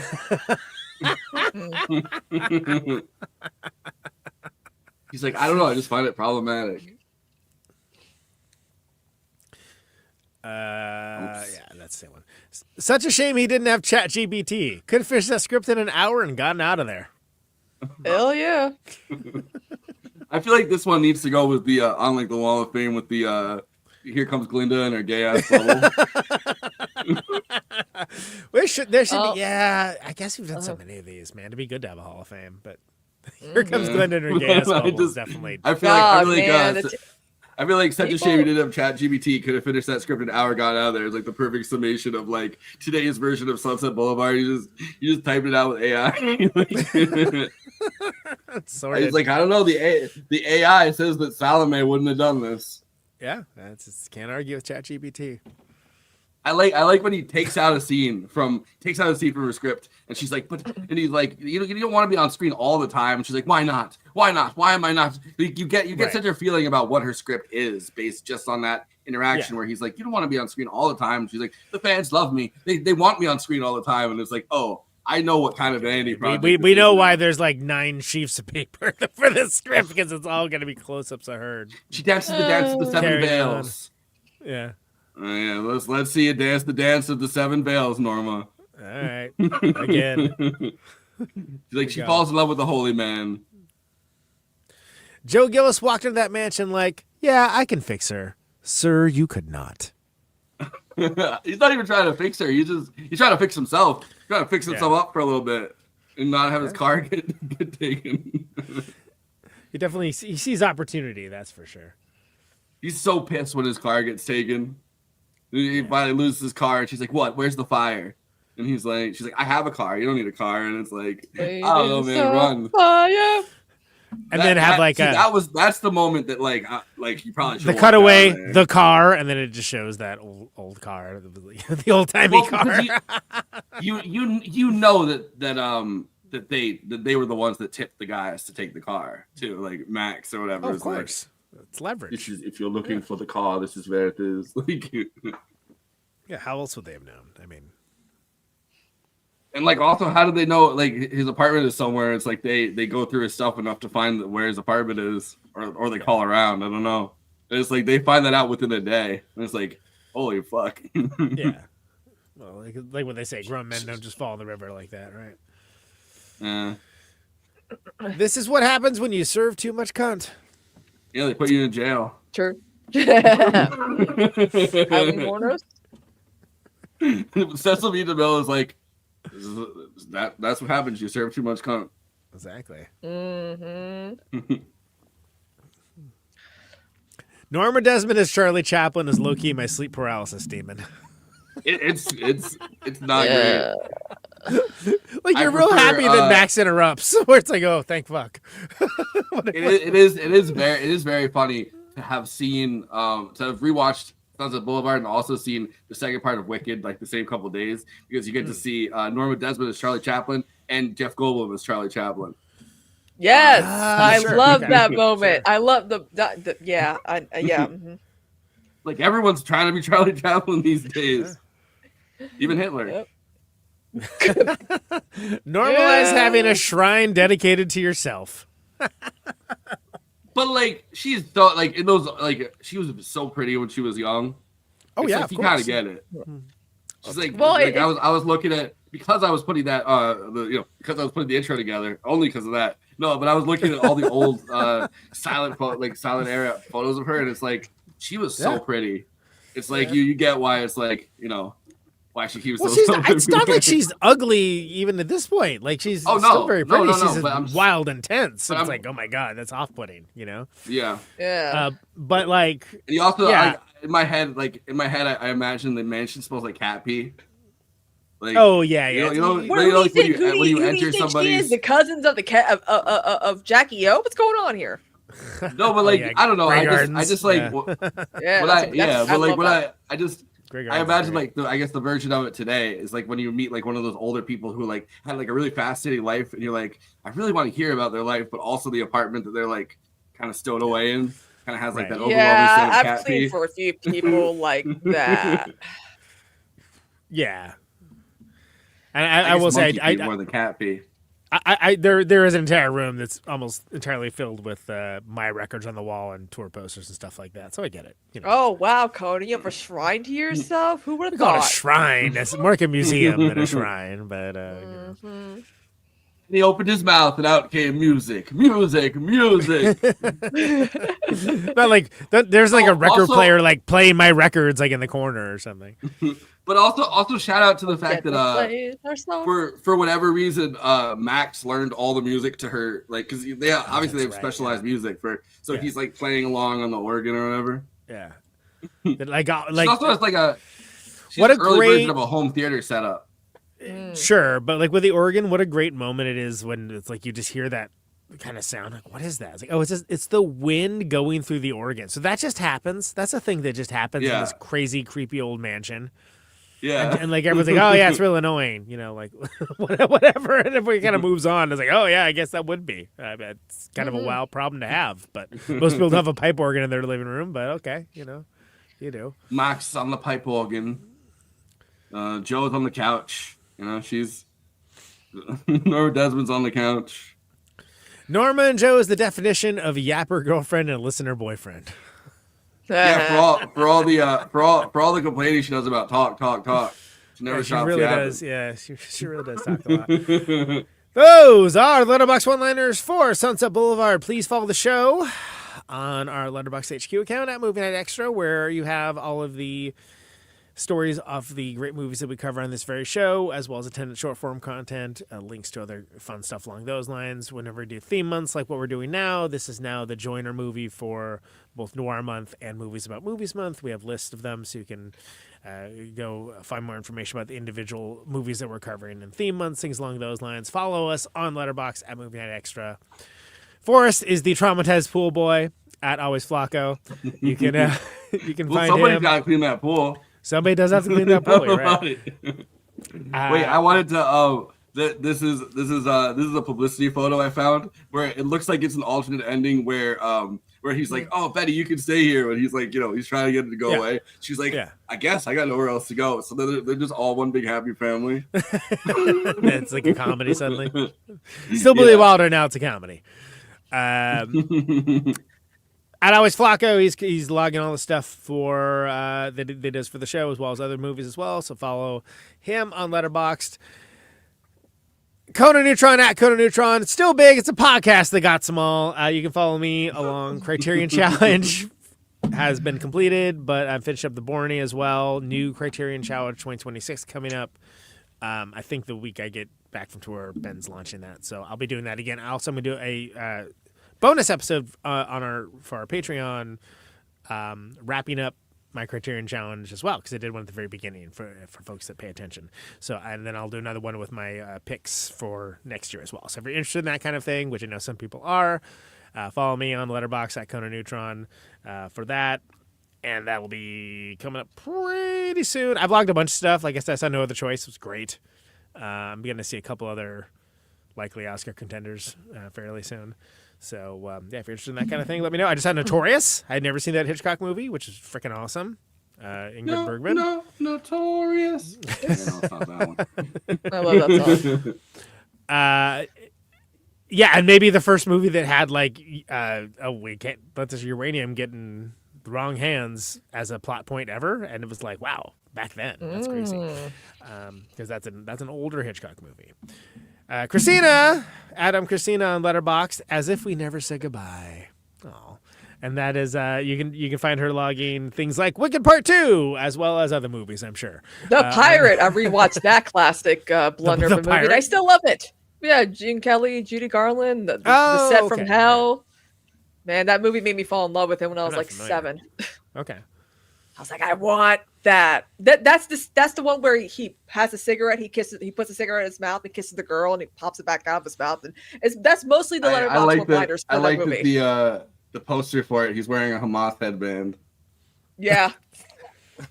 So Kristina on Letterboxd to follow Kristina. And to see what she's logging and all that good stuff.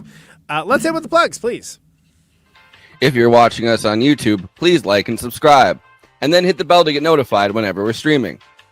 And we'd humbly request that you watch the video to the end, because it helps us with the algorithm and helps more film fans to discover the show.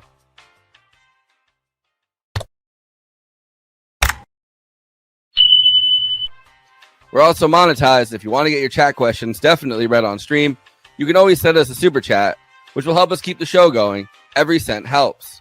If you're watching on Twitch, you can gift us a free sub on Amazon Prime with your Prime membership, but getting subs on Twitch is always appreciated, and it helps to follow us on there as well. We also have an audio feed, which is available wherever you download podcasts, if you prefer to listen to podcasts rather than watch the stream. That's updated usually the same day we stream, but watching on YouTube and Twitch is the best way to get the show first, live as it happens. If you want to support us with a monthly donation and get access to all of our after parties forever, which go patron only after we do them, you can become a patron at patreon.com/movie night extra. Link is in the description for that. It really helps us keep the show going, since we do have some expenses to make this happen. We also have a Discord community. Link is in the description for that. We sometimes watch movies we cover on there. We get into conversations about everything from film to TV shows to related podcasts. We even have a Discord channel for memes. It's really fun on there. You can find us on all the social media platforms: Facebook, Instagram, Blue Sky, Twitter, and Threads. You connect with us on all of those. Talk to us. We'd love to hear from you. Lastly, we recently made a TikTok at Movie Night Extra where we're putting up short-form clips from the episodes. Okay, passing this to Conan so he can tell you about his music and this week's Protonic Reversal. Conan, who's on Protonic this week? Yeah, the Stephen McDonald episode of Protonic Reversal went out the general feed from Brett Cross, Off, and Melvin's, of course. Great episode. Before that, I had Ray Washam from Scratch Acid and Rape Man and some Helios Creed stuff, et cetera, et cetera. Great drummer. He was on episode 27 of the show, which was like 11 years ago. So that's probably the longest gap of having somebody on ever. But those are both in the general feed. Of course, patreon.com/ProtonicReversal, $1 a month advance access for supporting the show and getting those episodes sooner. There will not be a Protonic Reversal this week because I am, for the last time this year, going out to play shows with Conan, Neutron, The Secret Friends. We're playing with Mike Watt and the Second Men in downtown Los Angeles at the Redwood. It is my birthday. It's the first time I'm getting to do a birthday show in, let's just charitably say, a very, very, very, very, very, very long time. And get crazy. Well, five of them have been since COVID, right? Like, right, exactly. I mean, well, that's kind of like one of the things. So this is the flyer that Dusty made for it. It's gonna be great. I'm a huge Minutemen fan. Love Mike Watt, of course. He distinguished solo career, Fire Hose, played with the Stooges for the reunion stuff. Like, he's a legend. This is going to be a fantastic show. Yeah, I'm very excited about it. Cosmic Kitten is opening too, who are our buds. They're fantastic as well. It's going to be a lovely show. So if you're remotely in the Los Angeles area, consider coming out to that. That's going to be great. We're also playing a show at the Doll Hut in Anaheim on Saturday the 6th as well. I don't have the flyer for that up. Actually, wait, maybe I do. Hold on. I think it's far less interesting of a flyer. Here we go. So this one, it's got a Christmas skeleton. I don't know. I had nothing to do with this. But if you're in Anaheim, go to Conan's Iggy Pop, go to Conan's birthday party. yeah, for real. I know, right? So I'm gonna be in LA doing that for the weekend. Those are the last shows of the year. It's been a very busy year. It's been the most busy year for touring for me in a very long time.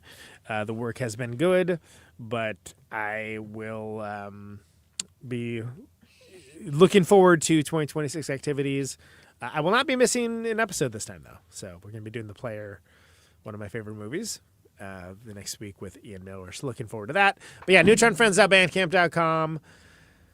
You can order the records, CDs. It's the 10th anniversary of the first record, so we did like you get it for $10, which that people are broke. They like that. So, what a steal! That's pretty freaking good, frankly. We started playing Fight Math in the live set too, which is off that record. So if you're interested in records, neutronfriends.bandcamp.com. Otherwise, check out our Noir themed video for The Villain of Circumstance, done by a friend of the show and former guest Rick Valentin and son. And that's really cool. We have 2 more videos coming up in the next 2 months. I will have more on that when those are complete. Lastly, Caterwaul. Caterwaul 2026 is on. It's going to be 3 days this time instead of 4, and it's not Memorial Day weekend. It is going to be the Labor Day weekend. Just kidding. It's June 5th to 7th. We did a super limited, I guess, Black Friday sale for 3-day passes for $80, which is like about half what they are normally. They were gone like an hour. So we'll be having an announcement in January for 3-day passes and start leaking out the lineup and all that. Not leaking, announcing the lineup, all that coming soon. Caterwaul.org on all of the social media stuff, things along those lines, if you feel so inclined. To reiterate, big year for the band. We've done a lot this year. I'm very proud of it. This weekend is the last activities for the year. So if you're remotely in the LA area, which I know we have LA listeners, so yeah, consider coming out. Be cool. Every once in a while I'll run into someone from the show. Usually people that are on the show, but that's fine. That counts. Amy Bell can buy me barbecue in Kansas City, I can have a beer with Varn. That's fine. I don't mind that kind of stuff. That's great. I love it. Kristina, got anything interesting going on this week? Say Thursday, maybe?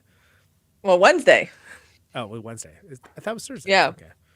No, Wednesday, 6 p.m., Forrest and myself, the Absurdity Space. And the whole point of this podcast, Forrest and I are going to talk about just crazy, absurd stories just to make, stuff interesting. Nothing boring or mundane. You're like, oh, Trump's doing something stupid again or crazy. We know that. Yeah. So I'm looking forward to that. Putting us on a podcast. I think it's going to be politics. It's going to be, I think, probably like at least what we've come up with so far for stories is going to be kind of media focused. Media criticism focused, which I don't know if it'll always be that, but that's definitely, we have a few stories that we've put together in an outline. So that's what it seems like so far. I mean, I'm interested to see how this goes. It's an hour. I don't know how you can only get us yapping for an hour and shut us down after that, but you're gonna keep it to an hour. Yeah. I mean, I think this space gave us a block. So, we can keep it going off this space after that. But, So, I mean, we have a YouTube channel. Just look up The Absurdity Space on YouTube. And I put the link into the chat so you can see that. But I want to see how this goes. I feel like at this point, I don't even know how many podcasts that I've helped either put together or been part of putting together or whatever. It's like but I'm rarely like it's rarely just two people going back and forth, so we'll probably have guests at some point. But also I'm still in my Wicked for Good era. Jonathan Bailey is a fan of the opera. Rachel Ziegler as Christine. I'm seeing the vision, Lord Andy. Also apparently people don't know that Ethan Slater SpongeBob has range after watching Wicked for Good. Conan, have you watched Gen V, the boys spinoff? That's the cartoon one? No, that's the live action. Yeah, I saw it. It's good. I like it. Did you watch season 2? Yes. Well, that Dr. Thomas, that's Ethan Slater. That's Bach. That's SpongeBob. A lot of people were like, okay. I'm like, he looks like a dork, but he could play a character with like underlining like darkness. Like, it's funny as hell. Yeah, he's the well, I mean, I guess it's kind of a spoiler, but he's like the heavy. Yeah. Wow, he's really menacing in that. That's interesting. Yeah, I never saw that show, so. You know what's funny though? Ariana Grande, I understand why you left your husband for him. Anyway, I finally watched I'm all caught up on Bridgerton finally, so that's good. I did some Thanksgiving cooking streams because why not? I took a bit of a break just because I got diagnosed with seasonal asthma, so I got my inhaler, I got an allergy med, so I'm feeling. I got my inhaler. I got my Magnum condoms. I'm ready to plow.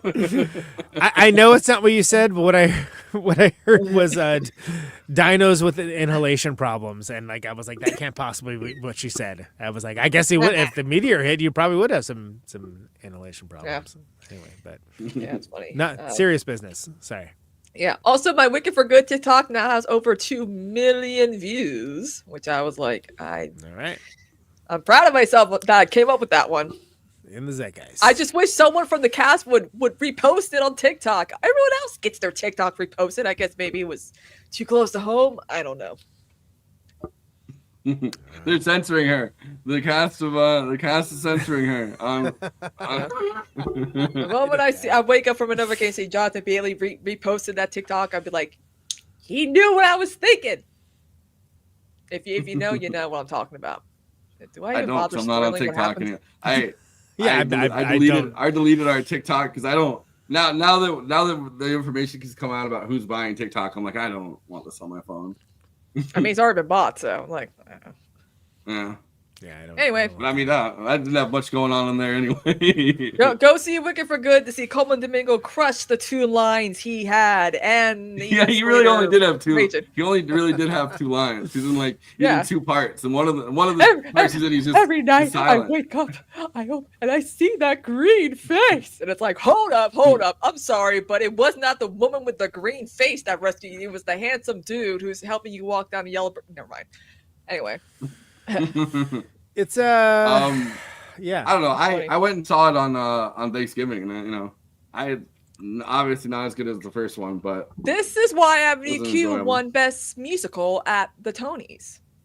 They did not want a repeat of 1988 when Phantom won over Into the Woods.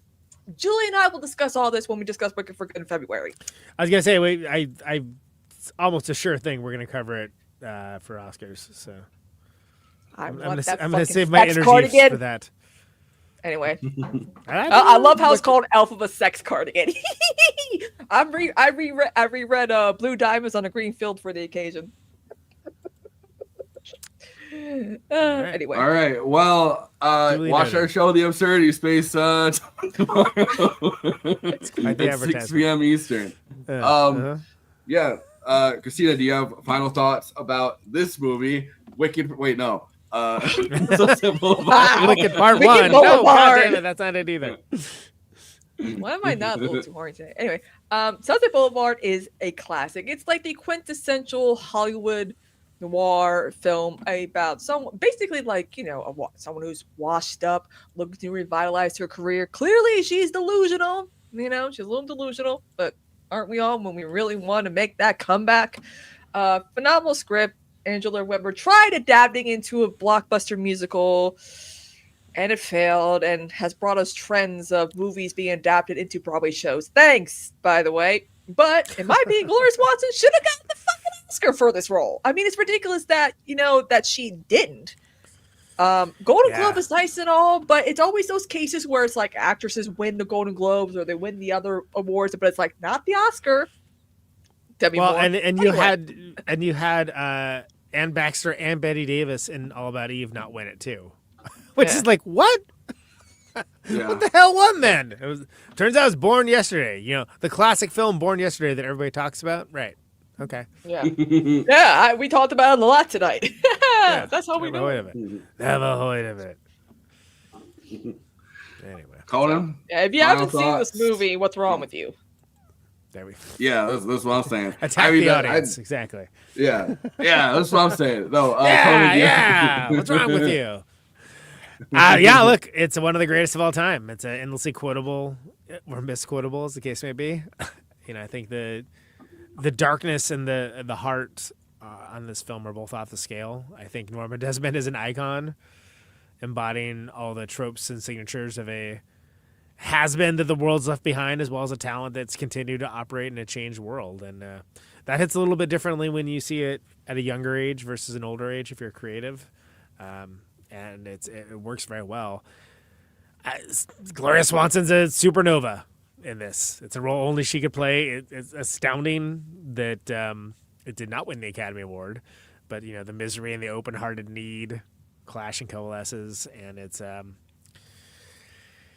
a tragic glacier, right? Because it moves slowly, more than like a traffic accident. Crazy that William Holden, Network's one of my favorite movies, and that's like him near the end of his career, but this is like real too early on. He's fantastic in it too. Love seeing Cecil B. DeMille and Buster Keaton as themselves. The writing's rich and nuanced. Cinematography is pretty astounding. It's one of the greatest of all time, and somehow still underrated from a filmatic standpoint. And it's hard to be left behind. It's enough to drive one mad, right? So it's iconic, it's influential, and it's pretty unfuckwithable. It's a great film. Glad we actually got to talk about it. Apparently, William Holden starred in Born Yesterday too. Oh, okay. He was the William Holden. There he is. Yeah. So glad we got to talk about it, and glad we technically speaking closed our Noir month off with it, and also started off our month of movies about movies. That's going to be for the rest of the December. Yeah. I think it's George Cukor, who directed Born Yesterday. George Cukor, is that what's the name? No, George Cukor. But he was the guy. Cukor. I said But George Cukor was George the guy Cukor, right? Yeah. He was the guy that got Gloria Swanson cast in Sunset Boulevard. He was George Cukor. He did direct Cukor. Like a 2 Days of the Wizard of Oz. I mean, like the most important changes to the film. So we do owe that man a lot. But it's interesting that it ended up losing to a film directed by George Cukor, and starring William Holden, like another, another A different one, yeah. Yeah. George I guess his Cukard. career was blown up at the time. Yeah, he's holding it up. He's like, He's holding it I'm up. George Cukard, and this is my art. Is the inventor of the cue cards. That was where he made his fortune. It wasn't directing. Inventor of the cue Listen, all right. Directing is my passion, but cue cards, that's my business. That's my fortune. Yeah. I mean, actually, he made most of his money. He made most of his money on George on C. SNL. Card. he made the majority of his money on SNL because they're always holding up the cue cards. Yeah. Good. Yeah. So tomorrow we're launching The Absurdity Space. Definitely watch it. Next week we're doing The Player with Ian Miller. Raise of Dad and Calvin Wall City. Yeah. Movies now more than ever. Yeah. Yeah. Gonna be interesting to talk The Player, not just because it's one of my favorite movies, but in a post the studio world, which is a show I very much like. That it is a spiritual and technical sequel to. So. Yeah, that's right. All right. Well, we are signing off, and I am ready for my close-up, Mr.